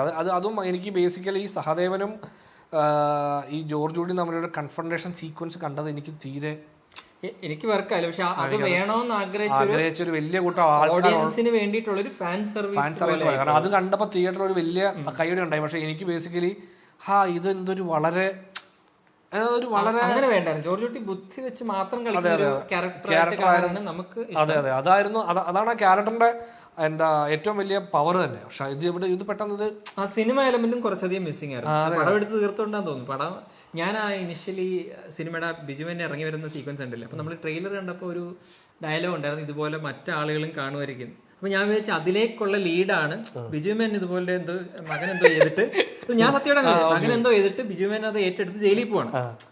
അപ്പൊ ഇങ്ങനെ ആക്ച്വലി അത് ഞങ്ങൾ പറഞ്ഞില്ലേ, ഈ ആ എലമെന്റ് നമുക്ക് ഓൾറെഡി ഞാൻ മറ്റേ ഇതിൽ കണ്ടായിരുന്നു. നേരത്തെ തന്നെ ഒരു റെഡിറ്റില് ഈ സാധനം സ്പോയിൽ ആയിട്ടുണ്ടായിരുന്നു. അതായത് അപ്പൊ നമ്മളന്ന് ടീസർ റിയാക്ഷൻ പറഞ്ഞായിരുന്നു. അതായത് ഈ പടത്തിന്റെ ഐഡിയ എന്ന് പറയുന്നത് ഇത് സിനിമ എടുക്കുന്നു. അപ്പൊ അതിനകത്തുണ്ടായിരുന്നു ആരാണ് ഡയറക്ടറായിട്ട് അഭിനയിക്കുന്നത് എല്ലാം അതിനകത്തുണ്ടായിരുന്നു. അത് ഞാൻ കണ്ടില്ല. ഞാൻ അതൊന്നും ടീസറിൽ പറഞ്ഞില്ലെന്നേ ഉള്ളൂ. ഇതിനകത്ത് ആക്ച്വലി ജോർജ് കുട്ടി ഒരു പടം എടുത്ത് തീർക്കും എന്നുള്ള ഇവിടെയും നിങ്ങൾ ശ്രദ്ധിച്ചാൽ മനസ്സിലാവും. ആ ഫസ്റ്റ് സീൻ എന്ന് പറഞ്ഞാൽ ഈ ബിജുമേൻ ആ പടത്തിൽ ചെയ്യുന്ന ഒരു സീനുണ്ട്. അതായത് പിടികൊടുക്കുക പോലീസിന്. ഈ പടത്തിന്റെ എൻഡിങ്ങിലും അതേ സംഭവമാണ് നടക്കുന്നത്. അപ്പോൾ നമ്മൾ മറ്റേ റൈറ്ററിന്റെ ഒരു ഇൻട്രസ്റ്റിംഗ് ഐഡിയ ഉണ്ടല്ലോ, പടം തുടങ്ങുന്നിടത്ത് പടം അവസാനിപ്പിക്കുക, അങ്ങനത്തെ ഒരു സാധനമാണ് ഇതിനകത്ത് അപ്ലൈ ചെയ്തിരിക്കുന്നത്. അതും ഈ പറയുന്നല്ലേ, നമ്മൾ സെക്കൻഡിൽ ഒരുപാട് ചർച്ച ചെയ്യപ്പെട്ട, ഒരുപാട് പേർക്ക് ഇഷ്ടപ്പെട്ട, ഒരുപാട് കയ്യടി നേടിയ സാധനമാണ് ആ കോടതിയിലുള്ള റിവ്യൂലും രണ്ട് വക്കീലന്മാരും ഞെട്ടിത്തിരിയുന്നത്. പിന്നെ നമ്മുടെ മുരളി ഗോപിയായിട്ടുള്ള ഓപ്പോസിറ്റ് നടക്കും. അപ്പം അതേപോലൊരു മൊമെന്റ് ഇതിനകത്ത് റീക്രിയേറ്റ് ചെയ്യുന്ന രീതിയിലുള്ളൊരു ക്ലൈമാക്സ്. പക്ഷെ അത് ഭയങ്കര ഫ്ലാറ്റ് ഡയറക്ഷനാണ്. രണ്ടുപേരും അങ്ങ് ദൂരെ പുറങ്ങിയിരിക്കുന്നു, ലാലേട്ടൻ ഒറ്റയ്ക്ക് നിന്ന്. അതിനൊരു സ്റ്റേജിങ് ഇല്ലാത്തൊരു സംഭവം. ഇതിലും ബെറ്റർ ആയിരുന്നു തോന്നുന്നു ആ പാർട്ട് സെക്കൻഡിൽ. മറ്റേ കോടതി വരാന്തയിൽ കുറെ ആളുകളുടെ ഇടയ്ക്കൂടെ കോവിഡ് ആയിട്ട് പോലും അത്രയും ആളുകളൊക്കെ ആയിട്ടുള്ളൊരു നടന്നു പോകുമ്പോൾ പുള്ളിക്ക് ഒന്നും ചെയ്യാൻ പറ്റത്തില്ല. പുള്ളിക്ക് അദ്ദേഹത്തെ പാസ് ചെയ്ത് പോകാനേ പറ്റത്തില്ല. അപ്പൊ സീൻ ഒരു ഭയങ്കര വെയിറ്റ് ഉണ്ട് ഇതിനകത്ത്. ഇതെന്ന് പറയുമ്പോഴത്തേക്കും മുരളി ഗോപി ആദ്യമേ പറയുന്നുണ്ട് ഇത് നടക്കത്തില്ല, നമ്മളത് വിട്ടുപിടിക്കും എന്ന് പറയുന്നുണ്ട്. അപ്പൊ അതുകൊണ്ട് തന്നെ നമുക്ക് ഇവർക്ക് തന്നെ വലിയ ഇൻട്രസ്റ്റ് ഇല്ല. പക്ഷേ സിദ്ദിഖിന് ഒരാളുടെ നിർബന്ധത്തിലാണ് ഈ പരിപാടി തുടങ്ങുന്നത്. അപ്പോൾ ഇവർക്കൊരു പുതിയ ലീഡ് കിട്ടിയിട്ടുണ്ട് എന്ന് പറഞ്ഞവർ തുടങ്ങുമ്പോഴും ആ ലീഡ് എന്താ പറയുക, ഒരു നമുക്കറിയാം, നമ്മൾ ഇതിനു മുമ്പ് കണ്ട പാട്ടിൽ ഇവർ പോലീസുകാർ മിസ്സായിപ്പോയ ഒന്ന് രണ്ട് സാധനമാണ്. അതിൽ പിടിച്ച് ഇവർ മുമ്പോട്ട് പോകുമ്പോഴും നമുക്ക് പുതിയ റിവീലിങ്ങോ കാര്യങ്ങളോ ഒന്നും തന്നെ സംഭവിക്കുന്നില്ല. പിന്നെ നടക്കാനുള്ളത് ഇവരുടെ ആക്ട്. ഇവരെന്ത് ചെയ്യും, ഇയാളെ കൊടുക്കാൻ ഇവർ ഏതറ്റം വരെ പോകും, ആ ആക്ടിനകത്തുനിന്ന് ജോർജ് കുട്ടി എങ്ങനെ രക്ഷപ്പെടും എന്നുള്ളത് മാത്രമാണ് ഈ സിനിമയിൽ ഇവർ അപ്ലൈ ചെയ്തിരിക്കുന്നത്. അപ്പോൾ എനിക്ക് ബേസിക്കലി ആ എലമെൻ്റ് ഉണ്ടല്ലോ, അതായത് ഈ ക്യാരക്ടറിനെ നമ്മൾക്ക് മുമ്പിൽ സെക്കൻഡ് പാർട്ട് തീരുമ്പോഴും വെച്ചിരുന്നത് നമ്മുടെ അടുത്ത നീക്കം എന്താണെന്ന് ആലോചിച്ചുകൊണ്ടായിരിക്കും ഇപ്പോൾ ജോർജ് കുട്ടി ജീവിക്കുന്നതെന്നാണ് പറഞ്ഞാണ് ആ പടം അവസാനിപ്പിക്കുന്നത്. അതായത് ഈ ജോർജ് കുട്ടിയുടെ ക്യാരക്ടർ ഒരിക്കലും ഇത് മറക്കത്തുമില്ല. ഇത് വിട്ട് പുള്ളിക്ക് വേറൊരു ലൈഫിനെ പറ്റി ചിന്തിക്കാനേ പറ്റില്ല. അതാണ് പുള്ളിയുടെ അവസ്ഥ. ഈ തടാകങ്ങളും പുഴകളുടെയും സൈഡിൽ നിന്നുള്ള റിവീലുകളും സംസാരങ്ങളും അത് ഇതിനകത്തുണ്ട്. മറ്റേ ഫസ്റ്റിന്റെ ക്ലൈമാക്സ്, സെക്കൻഡിന്റെ ക്ലൈമാക്സ്, ഇതിനകത്ത് ഇടയ്ക്കൊരു മേജർ സീക്വൻസിന്റെ അതേപോലെ ഇർഷാദുമായിട്ടൊരു കോൺവെർസേഷൻ ഉണ്ട് ഇതിനകത്ത്. ഈ സാധനം അതായത് കുറച്ചധികം ദൃശ്യം സീരീസ് മാസ് എലമെന്റ്സ്, ഒരു മറ്റ് ക്യാരക്ടേഴ്സ് വന്ന് പൊക്കി പറയുന്ന സംഭവം അത് ഇതിനകത്ത് എനിക്ക് തോന്നുന്നു കുറച്ചധികം വന്നപ്പോൾ എനിക്കിങ്ങനെ ദൃശ്യം ടോണാലിറ്റിയിൽ നിന്ന് ഈ പടം വിട്ടുപോയി എന്ന് മനസ്സിലായി സെക്കൻഡ് ഹാഫിൽ. ഇപ്പം മെയിനായിട്ട് മുരളി ഗോപിയുടെ ക്യാരക്ടർ എന്ന് പറയുമ്പോഴത്തേക്കും അത് ഭയങ്കര ഔട്ട് ഓഫ് ക്യാരക്ടറായിട്ട് തോന്നി. പിന്നെ പുതിയതായിട്ട് ഇൻട്രൊഡ്യൂസ് ചെയ്ത നേരത്തേലുണ്ടോയെന്ന് ഞാൻ ഓർക്കുന്നില്ല, ഗണേഷ് ആണല്ലേ, ഞാൻ ഓർക്കുന്നില്ല ക്യാരക്ടറിന് ഇതിനു മുമ്പ്. അപ്പം പുള്ളിയുടെ ക്യാരക്ടർ ഇതുപോലെ വന്ന് പൊക്കി പറയുന്നു. പിന്നെ തിയേറ്ററിൽ ഏറ്റവും കൂടുതൽ കൈയ്യടി കിട്ടിയത് ആന്റണിക്കറിയാം. ആന്റണി വിളിക്കുക എന്ന് പറയുമ്പോഴത്തേക്ക് ആന്റണി പെരുമാറിന്റെ ഇൻട്രോയ്ക്കാണ് ഏറ്റവും കൂടുതൽ കൈയ്യടി. ഞങ്ങളുടെ തിയേറ്ററിൽ ഭയങ്കര കൈയ്യടി. പക്ഷെ ആലോചിച്ച് ലാലേട്ടൻ മൊത്തം പോലും ഇത്ര കൈയ്യടി, അത് ഭയങ്കര പീക്ക് മൊമെന്റ് ആണ്. അതെ, ഇതൊക്കെ ആക്ച്വലി ലാലേട്ടന്റെ മസാലപ്പടങ്ങൾ അല്ലെങ്കിൽ മാസ് പടങ്ങളിലെ മൊമെന്റ്സ് ആണ്. പക്ഷെ അത് ഒരു സ്റ്റോറി ബേസ്ഡ് പടം സീരീസിൽ വന്നപ്പോൾ എവിടെ ഒരു ക്ലാഷ് പോലെ ഫീൽ ചെയ്തു. നമുക്ക് അങ്ങനെ ചെയ്തുകൂടെന്നല്ല, ആ ജോണർ ഇപ്പം അതാ പറയാം, ഇതിപ്പം നമ്മളിത് എൻജോയ് ചെയ്തിട്ടില്ല എന്നാണ് നമ്മൾ പറയുന്നത്, എന്നതിന്റെ ഒരു എക്സ്പ്ലനേഷൻ മാത്രം പറയുന്നത്. ഇത് നിങ്ങളിത് ഒരുപാട് എൻജോയ് ചെയ്തവരുണ്ടാവും, അതിനകത്തൊരു തെറ്റുമില്ല. നിങ്ങൾ എന്താണോ എക്സ്പെക്ട് ചെയ്തത് നിങ്ങൾക്കത് കിട്ടി, നമ്മൾ എക്സ്പെക്ട് ചെയ്തത് നമുക്ക് കിട്ടിയില്ല, അത്രേ ഉള്ളൂ നമ്മുടെ പ്രശ്നം. അതെ, നമുക്കിങ്ങനെ പറഞ്ഞു വരുമ്പോൾ കുറച്ചധികം എലമെന്റ്സ് അടുപ്പിച്ച് ഇങ്ങനെ നിരത്തി വെച്ചേക്കാം നമുക്ക് വർക്ക് ആവാൻ. അപ്പൊ അതുകൊണ്ട് നമുക്കൊരു അണ്ടർവെൽമിങ്. പക്ഷെ തിയേറ്ററിൽ പേഴ്സണലി പറഞ്ഞാൽ എനിക്ക് ബോറടി ഉണ്ടായില്ല. ഞാനും ഈ പേഴ്സണലി ഈ ദൃശ്യം ഫ്രാഞ്ചൈസിന്റെ ഒരു ഭയങ്കര ഫാൻ അല്ല. വളരെ ഇൻട്രസ്റ്റിംഗ് സിനിമകളാണിത്. ഇൻഫാക്ട് എനിക്ക് പുള്ളി ചെയ്തതിൽ ഏറ്റവും ഇഷ്ടപ്പെട്ട പടം എനിക്ക് തോന്നുന്നു മൈ ബോസ് ആയിരിക്കും. എനിക്ക് മെമ്മറീസും എനിക്ക് ഇഷ്ടമാണ്. ബട്ട് മാറി ചിന്തിക്കും. പക്ഷേ നീ വ്യത്യസ്തനാണെന്ന് പറയരുത്. പക്ഷേ മെമ്മറീസിന്റെ ഒരുപാട് സെലിബ്രേറ്റ് ചെയ്യപ്പെടുന്ന ക്ലൈമാക്സ് ആക്ച്വലി എനിക്ക് ഇഷ്ടമല്ല. മറ്റേ ആ പുള്ളിയുടെ ആക്ടിങ് ഭയങ്കരമായിട്ട് സെലിബ്രേറ്റ് ചെയ്യപ്പെടും. എനിക്കത് കുറച്ച് അന്ന് കണ്ടപ്പം കുറച്ച് ഓവർ ആക്ടിങ് ആയിട്ടാണ് ഫീൽ ചെയ്ത്. അപ്പൊ അതുകൊണ്ട് മാത്രം ഞാൻ മെമ്മറീസ് ഫസ്റ്റ് വെക്കുന്നില്ല. പക്ഷെ മൈ ബോസ് എനിക്ക് പിന്നെയും റീമേക്ക് അല്ല, റീ അഡാപ്റ്റേഷൻ എന്ന് പറയാം. പക്ഷെ ജിത്തു ജോസഫ് ഫിൽമോഗ്രഫി എടുക്കുവാണെങ്കിൽ മാറി നിൽക്കുന്നൊരു പടമാണ്.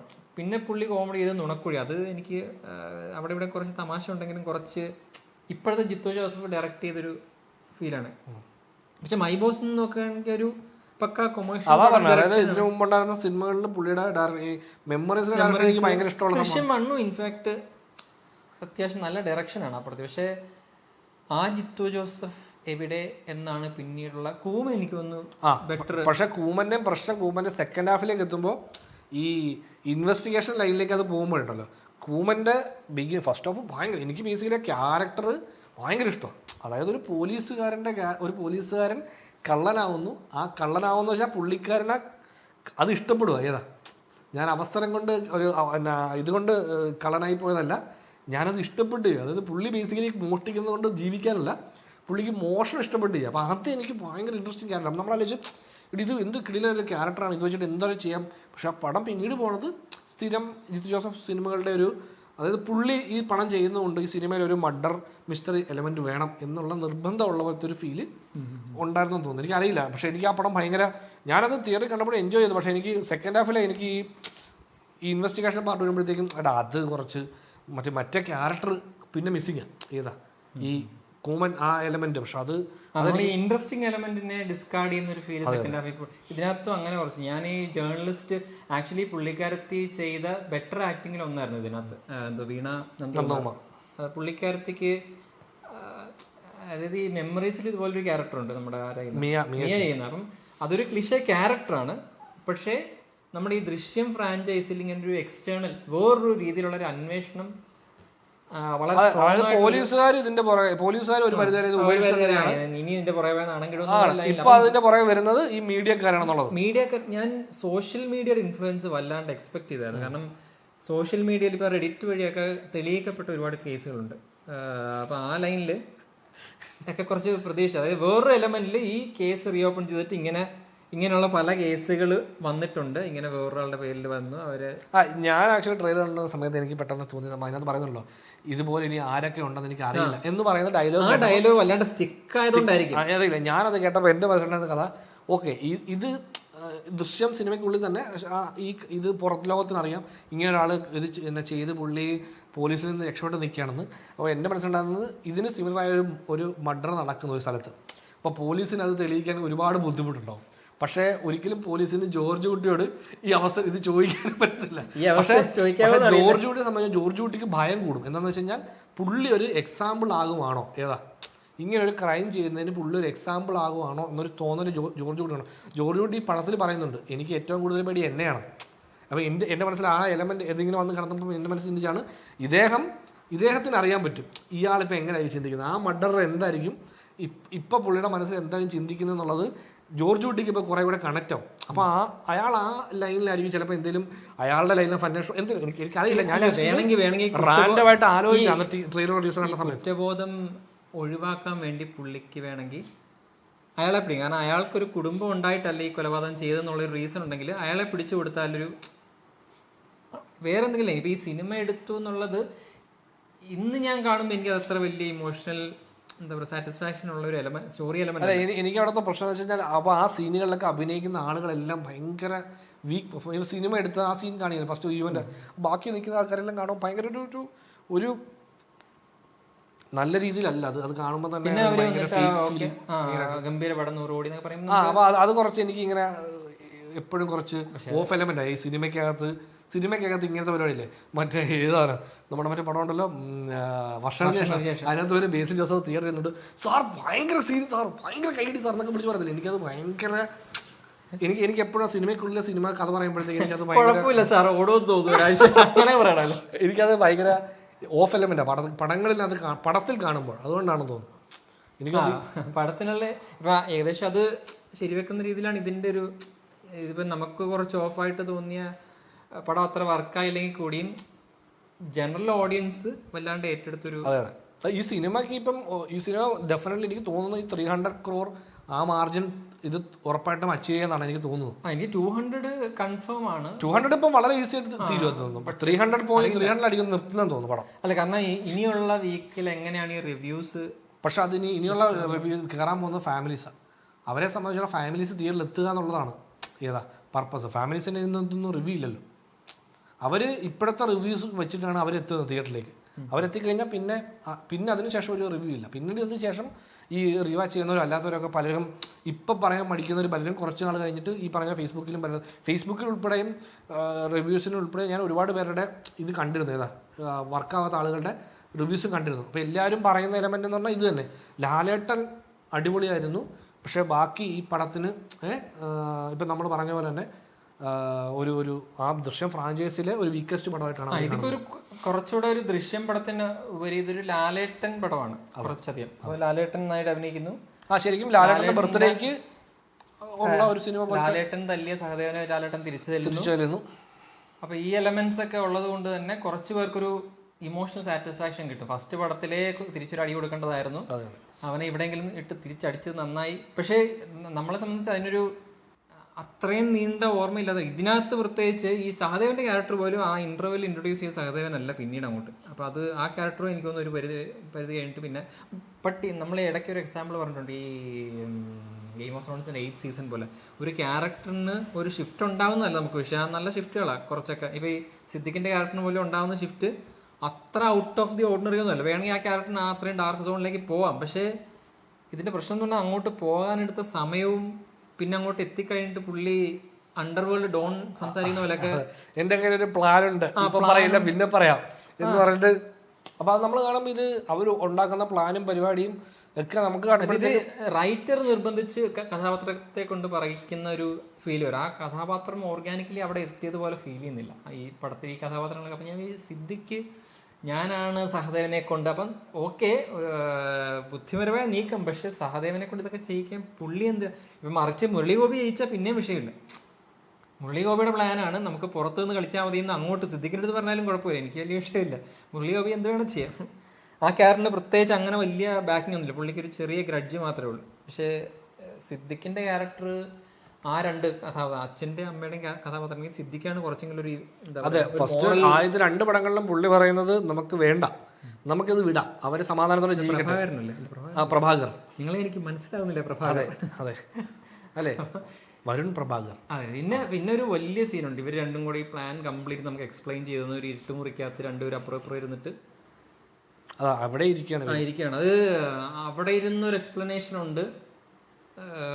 പിന്നെ സിദ്ദിഖിന്റെ പ്ലാൻ എക്സ്പ്ലെയിൻ ചെയ്യുന്നുണ്ട്, ഈ പ്ലാൻ പിന്നെ നടക്കുന്നതായിട്ട് കാണിക്കുന്നുണ്ട്, പിന്നെ അത് തെറ്റുന്ന അങ്ങനെ ഇതൊക്കെ ഇങ്ങനെ കുറച്ച് എന്താ പറയാ ചാടിച്ചടിച്ച. അതായത് ഇപ്പൊ നമ്മൾ കണ്ട ഈ ദൃശ്യത്തിന്റെ ഈ എലമെന്റുകളുണ്ടല്ലോ ഇങ്ങനെ നടന്നത്, ഇത് ലാലേട്ടനല്ല അഭിനയിച്ചതെങ്കിലോ അല്ലെങ്കിൽ ഇത് ദൃശ്യത്തിന്റെ ഭാഗമല്ലെങ്കിലോ അത് വളരെ വളരെ ജനറിക് ആയിട്ടുള്ള ഒരു നമ്മൾ ഡെഫിനറ്റ്ലി പാസബിൾ ആയിട്ടുള്ള ഒരു പടത്തിന്റെ ഒരു സീക്വൻസ് ആണ്. അത്ര എനിക്ക് തോന്നുന്നു. അതുകൊണ്ടാണ് എനിക്കിത് ഇത് വളരെ ചെറിയൊരു പരിപാടിയാണ്. ഇതിങ്ങനെ തേർഡ് പാർട്ട് വരുമ്പോഴത്തേക്കും അതിനകത്ത് പ്ലേസ് ചെയ്യാൻ പറ്റുന്ന കൈൻഡ് ഓഫ് ഒരു പരിപാടി അല്ല. ക്ലൈമാക്സ് കിട്ടി അതിന് തക്കതായാണ് ബാക്കി എഴുതി. അല്ലല്ല, അത് പുള്ളി കിട്ടിയ ക്ലൈമാക്സ് ഇല്ല. ഈ ലാലേട്ടൻ കീഴടങ്ങുന്നത് പുള്ളി പറയുന്നുണ്ട്, ഞാൻ ലാലേട്ടൻ പോലീസ് കീഴടങ്ങും, അതാ പുള്ളിയുടെ ക്ലൈമാക്സ്. അതിലേക്ക് എത്തിക്കുക. പുള്ളി പറഞ്ഞത് എൻ്റെ ക്ലൈമാക്സ് എന്ന് പറഞ്ഞാൽ ജോർജ് കുട്ടി ഇത് ചെയ്യും, ഇതാണ് ലാസ്റ്റ്. ജോർജ് കുട്ടി ഇങ്ങനെ ഒരു തീരുമാനം എടുക്കും, ഇതാണ് ലാസ്റ്റ് എന്ന് പറയുന്നത്.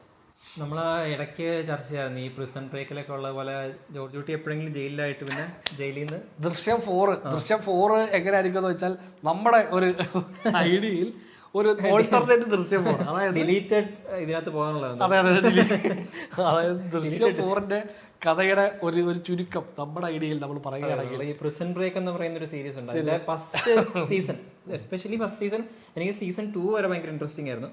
ഈ ഫസ്റ്റ് സീസണിൽ ഉള്ളതുപോലെ സിനിമകളിൽ നിന്നുള്ള അറിവ് വെച്ചിട്ട് ജോർജ് കുട്ടി ചെന്ന് ജയിലിൽ കയറുന്ന ദിവസം ഒരു ജോർജ് പ്ലാൻ ചെയ്യും, ഇവിടുന്ന് ഞാൻ എങ്ങനെ ഇറങ്ങും, എങ്ങനെ പുറത്ത് ചാടും എന്നുള്ള ഒരു പ്ലാനിങ് ഉണ്ട്. അതിനുള്ള തക്കതായ ഒരു റീസൺ പുറത്തുണ്ടാവും. എന്താ സംഭവം? ഒരു മകള് ഇപ്പൊ പടത്തിന്റെ എൻഡിങ് തേർഡ് പാർട്ടിൽ പറഞ്ഞിട്ടുണ്ട്, ഗീതാ പ്രഭാകർ പറഞ്ഞിട്ടുണ്ട്, എനിക്ക് അവനെയല്ല അവളെയാണ് വേണ്ടതെന്ന്. അപ്പോൾ ഗീതാ പ്രഭാകരും ഹസ്ബൻഡ് പ്രഭാകരോട് തിരിച്ച് ഇന്ത്യയിലെത്തുന്നു. അവര് ആക്ച്വലി ഈ പെൺകുച്ചിനെ, അപ്പൊ ലാലേട്ടൻ പ്രത്യേകം ഇതിനകത്ത് പറയുന്നുണ്ട്, എന്റെ മകളെ തൊട്ടാൽ കൊല്ലും ഞാൻ എന്ന് പറയുന്നുണ്ട്. അപ്പൊ അതുപോലെ തന്നെ മകളെ ഉപദ്രവിക്കാൻ ഇവർ എത്തിക്കഴിഞ്ഞാൽ പിന്നെ എന്താ സംഭവിക്കുക? ലാലേട്ടൻ ജയിലിൽ നിന്ന് പുറത്ത് ചാടി വരത്തുള്ളൂ. പുള്ളി പുറത്ത് വരുന്നു, നമുക്ക് ആ കുഴിയുടെ വരുമ്പോ കുറച്ചുകൂടെ നിൽക്കാം, എന്നിട്ട് ഈ അച്ഛൻ പ്രഭാകരനെയും അമ്മ പ്രഭാകരനെയും കൂടെ ചാക്കിലാക്കി അതിനകത്തോട്ട് അങ്ങിടുക. എന്നിട്ട് സീസണിലൊക്കെ കാണുന്ന തിരിച്ച് ജയിലിലേക്ക് എന്ന് അങ്ങോട്ട് കയറും. അപ്പോൾ ജോർജ് കുട്ടിയാണോ ഈ ക്രൈം ചെയ്തതെന്ന് വെച്ചാൽ അല്ല. കാരണം ജോർജ് കുട്ടി ചാടിപ്പോയത് പോലീസിൽ അറിഞ്ഞിട്ട് പോലും ഇല്ല. ജോർജ് കുട്ടി ജയിലിനകത്തുണ്ട്. മനസ്സിലായോ? ഇത് കേട്ടിട്ട് ആരും തല്ലാ വരല്. അല്ല, ഈ നമ്മുടെ മനസ്സിൽ ഈ പറയുന്ന പോലെ ജോർജ് കുട്ടിയുടെ ജയിൽ ചാട്ടം സീക്വൻസിന്റെ പ്ലാനിങ് അതെ, അത് ചെയ്യാൻ പറ്റുന്ന അല്ല. നമ്മൾ അല്ല, ഞാനൊരു കാര്യം ചോദിച്ചോട്ടെ. ഇപ്പൊ ലാലേട്ടൻ നമ്മൾ പറഞ്ഞ ജോർജ് കുട്ടിയുടെ ക്യാരക്ടർ ജയിലിൽ കിടന്നൊരു സീക്വൻസ് തിയേറ്ററിൽ വെച്ചാൽ കൈയടിക്കില്ലേ? 100% അത് തിയേറ്റർ മൊമെന്റാ, 100% തിയേറ്റർ മൊമെന്റ് അത്. അതെ, മാസ് ഇല്ലാതെ. അതെ, അതായത് ഇപ്പൊ പുള്ളി എല്ലാവരും ഇടിച്ചിട്ട് തെറിച്ചു പോവല്ല, പുള്ളിയുടെ ബുദ്ധി വെച്ച് പുള്ളി കളിച്ച് ജയിലിൽ കിടന്നൊരു സീക്വൻസ് തിയേറ്ററിൽ വെച്ചാൽ എന്താ അത് വർക്കാവില്ലേ? വർക്കാവും, 100% വർക്കാവും. പക്ഷേ അതിനുവേണ്ടി അതിനെ ഹെൽപ്പ് ചെയ്യുന്ന ഒരുപാട് എലമെന്റുകൾ.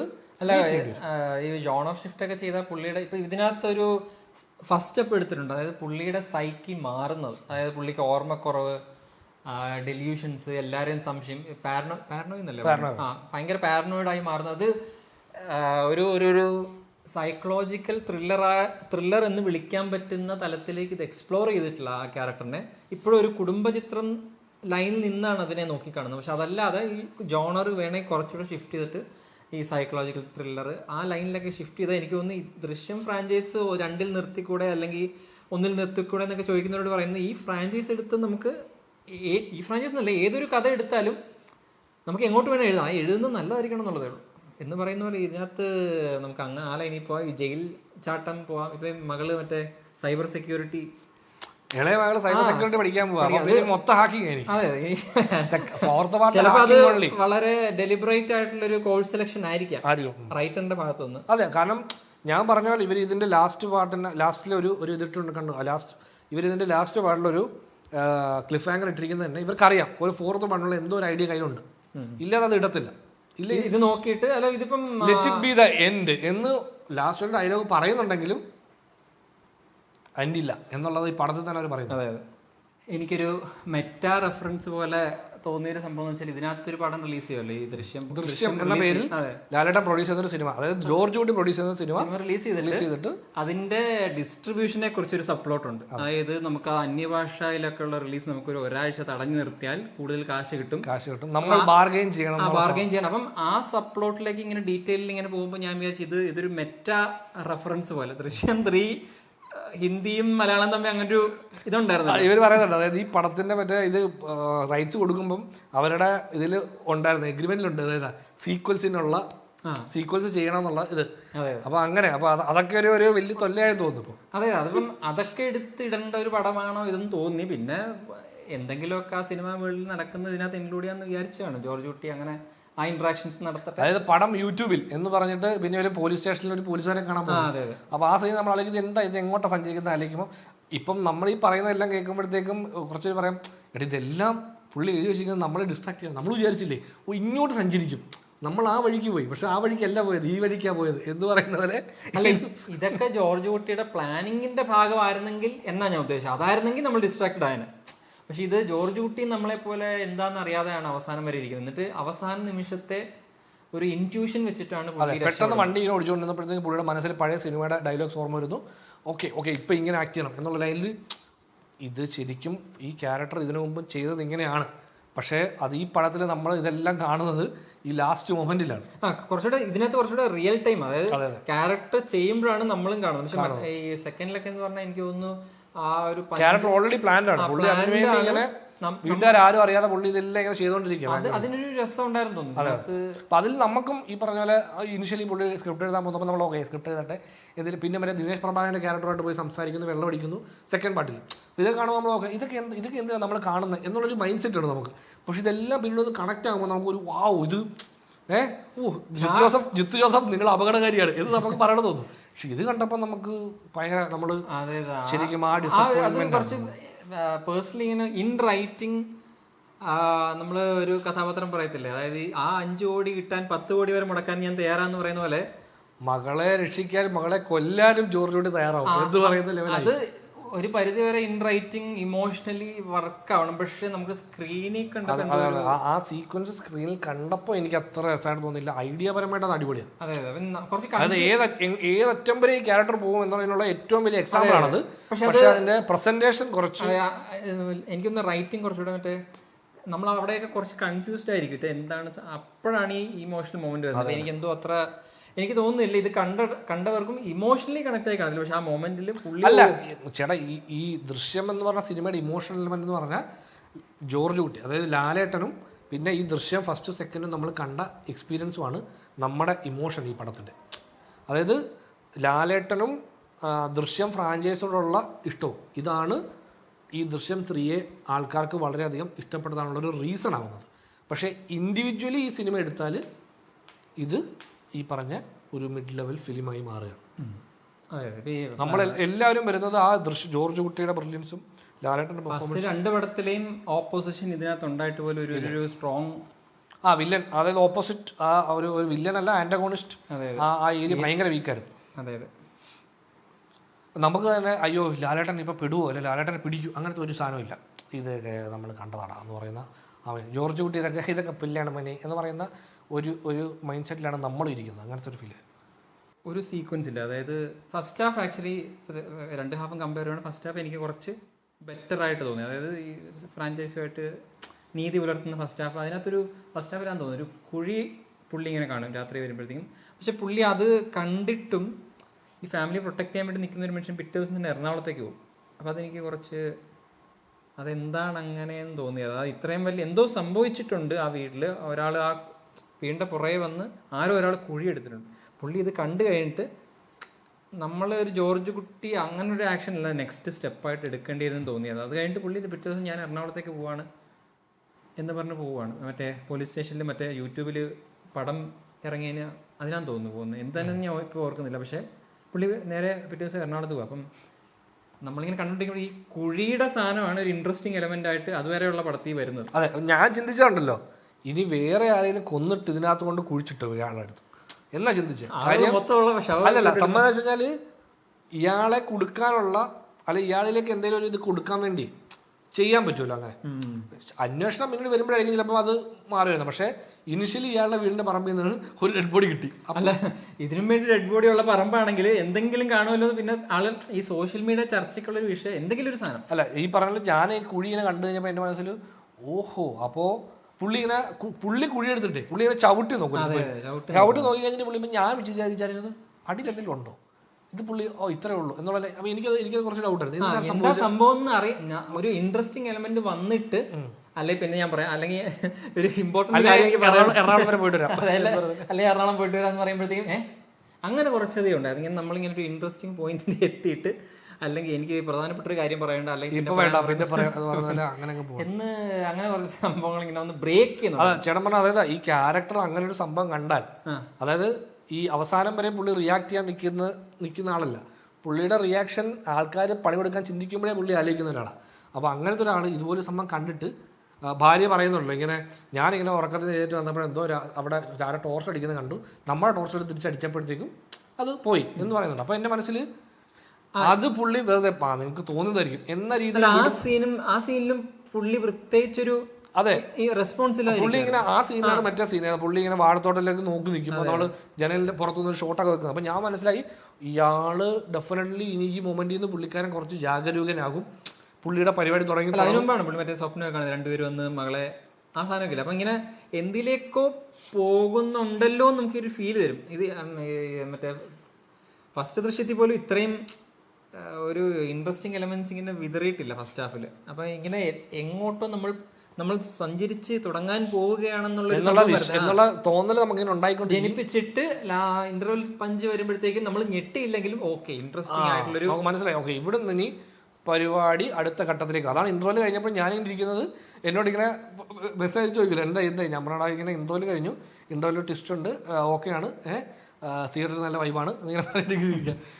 മോനെ സെക്കൻഡ് ഹാഫിലാണ് കളി എന്ന് പറഞ്ഞിരിക്കുക. സെക്കൻഡ് ഹാഫ് തുടങ്ങി കഴിയുമ്പോൾ വീണ്ടും വീട്ടിലിരിക്കുന്നു, കുടുംബപരമായിട്ടുള്ള ചർച്ച നടക്കുന്നു, കല്യാണത്തിന് സ്വർണ്ണം എടുക്കാൻ പോകുന്നു, ഡ്രസ്സ് എടുക്കുന്നു. അപ്പം നമ്മൾ മറ്റേതൊക്കെ നമ്മൾ ഒരു സിനിമ കൂടെ ചെയ്യുവാണ്, അയാളുടെ ജീവിതം കാണിച്ചു പോകുന്നതിനോടൊപ്പം സിനിമയിൽ നമ്മൾ അങ്ങോട്ട് വരാത്തൊരു ഫീലുണ്ട്. ഇപ്പം നമ്മുടെ പ്രതീക്ഷയുടെ കുഴപ്പമാണെന്ന് അറിയില്ല, ബാക്കിയുള്ളവരൊക്കെ ഇത് എൻജോയ് ചെയ്തിട്ടുണ്ടാകും. കുടുംബത്തിൽ നടക്കുന്ന ഒരു കല്യാണമല്ലേ, അഞ്ജുവിൻ്റെ കല്യാണത്തിന് വിശേഷങ്ങൾ കാണാമെന്ന് കുറച്ച് കണ്ടിരുന്ന് കാണും. ബട്ട് എന്താണെന്നറിയില്ല, നമുക്കൊരു മിസ്സിങ് ആയിരുന്നു ആ ഒരു പോർഷൻ. അപ്പോൾ അതൊക്കെ കഴിഞ്ഞ് പിന്നെ ക്ലൈമാക്സ് എത്തി ആ റിവീൽ കണ്ടപ്പോൾ നമ്മൾ കുറച്ച് ഡിസപ്പോയിൻറ്റഡ് ആയി.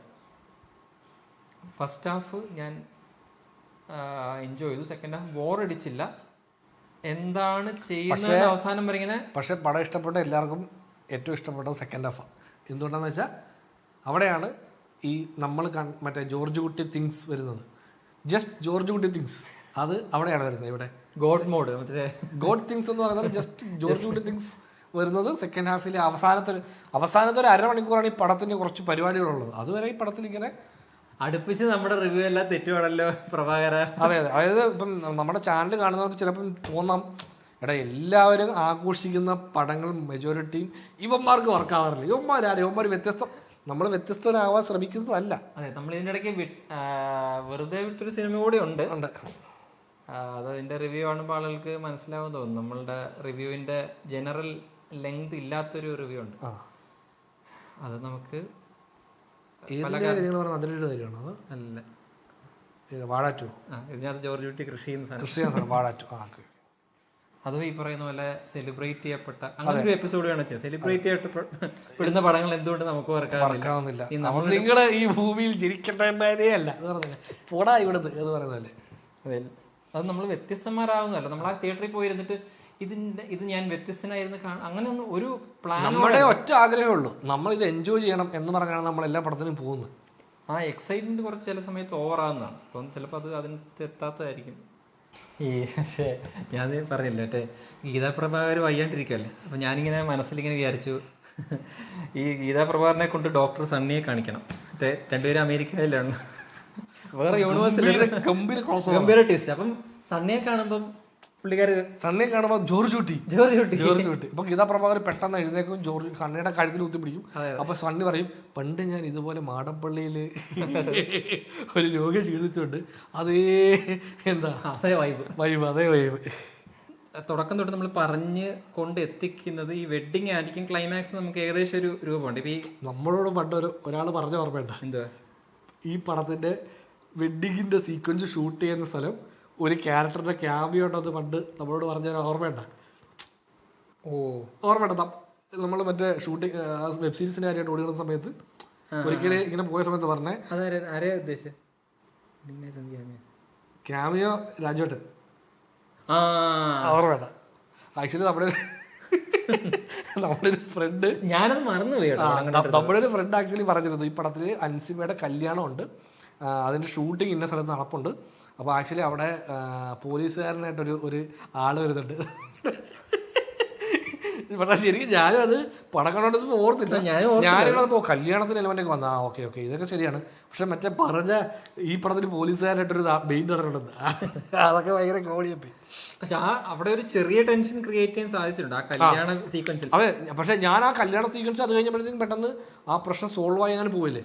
ഞാൻ അതാണ് അത് നമുക്കും കുറച്ചല്ല. പക്ഷെ എന്റെ പ്രശ്നം എന്താ വെച്ചാൽ ഈ കല്യാണം തടയാൻ എന്താണ് അതിന്റെ റീസണിങ് എനിക്ക് മനസ്സിലാകുന്നില്ല.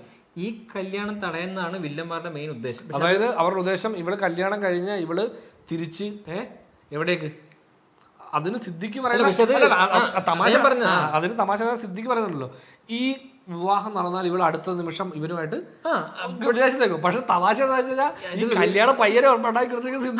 അപ്പൊ അത് നമുക്കത് അങ്ങനെയുള്ള ലൂപ്പ് ഹോൾസ് ഭയങ്കര. അപ്പൊ അതായത് ബേസിക്കലി സിദ്ദിഖിന്റെ ഉദ്ദേശം ഇവരെ നശിപ്പിക്കുക, അത് ഇവരുടെ കുടുംബത്തിന് സന്തോഷം നശിപ്പിക്കുക എന്നുള്ള മൈൻഡ് സെറ്റിലേക്ക് ഈ ക്യാരക്ടർ എത്തി എന്നുള്ള ലൈനായിട്ട്. അപ്പൊ അത് പുള്ളി പോലും ഉണ്ടാക്കി വെച്ച പ്ലോട്ട് പോയിന്റ്സ് പുള്ളി മറന്നതാണ് പുള്ളി പ്രവർത്തിക്കുന്നത്. അല്ലെങ്കിൽ ഈ പറഞ്ഞ മുരളീഗോപിയുടെ മുമ്പിൽ ഇപ്പൊ റിവീൽ ചെയ്യണ്ട, കുറച്ചുകൂടെ കഴിഞ്ഞിട്ട് റിവീൽ ചെയ്യാം എന്ന് പറഞ്ഞ് മാറ്റി വെച്ചതാവാം, വേണം അങ്ങനെ എടുക്കാം ആയിരിക്കാം. പക്ഷെ അത് നമ്മളിങ്ങനെ ഓർത്തെടുക്കുമ്പോഴത്തേക്ക് അതായത് ഈ കല്യാണം നടന്നാൽ എന്നുള്ള എലമെന്റ് കുറച്ച് സ്ട്രോങ് ആണല്ലേ വില്ലന്മാരുടെ മെയിൻ ഉദ്ദേശം അതാണ്. ബട്ട് ഇത് കല്യാണം, അതായത് അവർ ഉദ്ദേശിക്കുന്നത് ജോർജ് കുട്ടിയെ തോൽപ്പിക്കുക എന്നുള്ള. ദൃശ്യം സീരീസിന്റെ വില്ലന്മാര് കല്യാണം മുടക്കി ലൈനിലേക്ക് ചുരുങ്ങിയപ്പോ എനിക്കെന്തോ. പക്ഷെ ആ സീക്വൻസ് ഞാനും കണ്ടുകൊണ്ടിരുന്നപ്പോ ഇവിടെ എന്തോ ചെറിയ ടെൻഷൻ ഇവിടെ എന്തോ സംഭവിക്കും, ഇവിടെ എന്തോ പരിപാടി നടക്കും, അതിന് ശേഷം ഈ ക്യാരക്ടർ ഭയങ്കര ട്രിഗർ ആകാനുള്ള ചാൻസ് ഉണ്ടെന്നുള്ള ലൈനിൽ നമ്മളിങ്ങനെ ഇരിക്കുക. ബട്ട് അവിടെ വരുമ്പോഴത്തേക്കും കോടതിയിൽ ഒരു ഇന്റർകട്ട് പോലെ കോടതിയിൽ ഒരു സംഭവം നടക്കുന്നു, ഇവിടെ ഈ പറഞ്ഞ പോലെ ബെയിലിന് വേണ്ടി അവിടെ അപേക്ഷിക്കുന്നു. അതിന് ടെൻഷൻ ക്യാരക്ടർ അറിയുന്നില്ല. ഇങ്ങനെ അങ്ങോട്ടും ഇങ്ങോട്ടുള്ള ക്യാരക്ടർ മൊബൈലിൽ ഇങ്ങനെ ഇടയ്ക്ക് നിപ്പുണ്ട്. പുള്ളിക്ക് രാവിലെ ഇറങ്ങുമ്പോൾ പോലും പുള്ളിക്ക് ഒരു ടെൻഷൻ ഉണ്ട്, പുള്ളിയെ പോലീസ് ഫോളോ ചെയ്യുന്നുണ്ട്, ഇതെല്ലാം പുള്ളിയുടെ മനസ്സിലുണ്ട്. അപ്പോൾ ആ പുള്ളിയുടെ ഉള്ളിൽ ഈ സംഭവം ഉണ്ട്, കല്യാണം നടക്കുമോ ഇല്ലയോ എന്നുള്ള ആ ഒരു സംഭവം പുള്ളിയുടെ മനസ്സിലുണ്ടെങ്കിലും നമുക്കും ആ ടെൻഷൻ ഉണ്ട്. ഇതിന് എന്തോ ഒരു ഉടായ്പമാർ ഇടയ്ക്കിടും, എന്തോ പണി ഒപ്പിക്കും, കല്യാണം ഭയങ്കര കൺവീനിയന്റ് ആയിട്ടാ സീനൊക്കെ ഇങ്ങനെ. മറ്റേ ഇവര് ബെയിൽ എന്തോ പ്രസന്റ് ചെയ്യുന്നു, മറ്റേ ഈ ഒരുപാട് സിനിമ കണ്ടിട്ടുള്ളതാണ്, ഈ ശനിയാഴ്ച കൊണ്ടൊരു സംഭവം വെക്കുന്നു, ഞായറാഴ്ച കോടതി അവധി, തിങ്കളാഴ്ച ആ സാധനം. അപ്പൊ അത് ആ എലമെന്റ് വന്നപ്പോഴത്തേക്ക് ഞാൻ ഓക്കെ. അത് കഴിഞ്ഞിട്ട് പിന്നെ ഒരു കൗണ്ടർ, ഭയങ്കര സ്ട്രോങ് ആയിട്ടുള്ള കൗണ്ടർ, ഇതൊക്കെ ഇങ്ങനെ പറഞ്ഞു പോവാണ്, നമ്മളിതൊന്നും അനുഭവിക്കുന്നില്ല.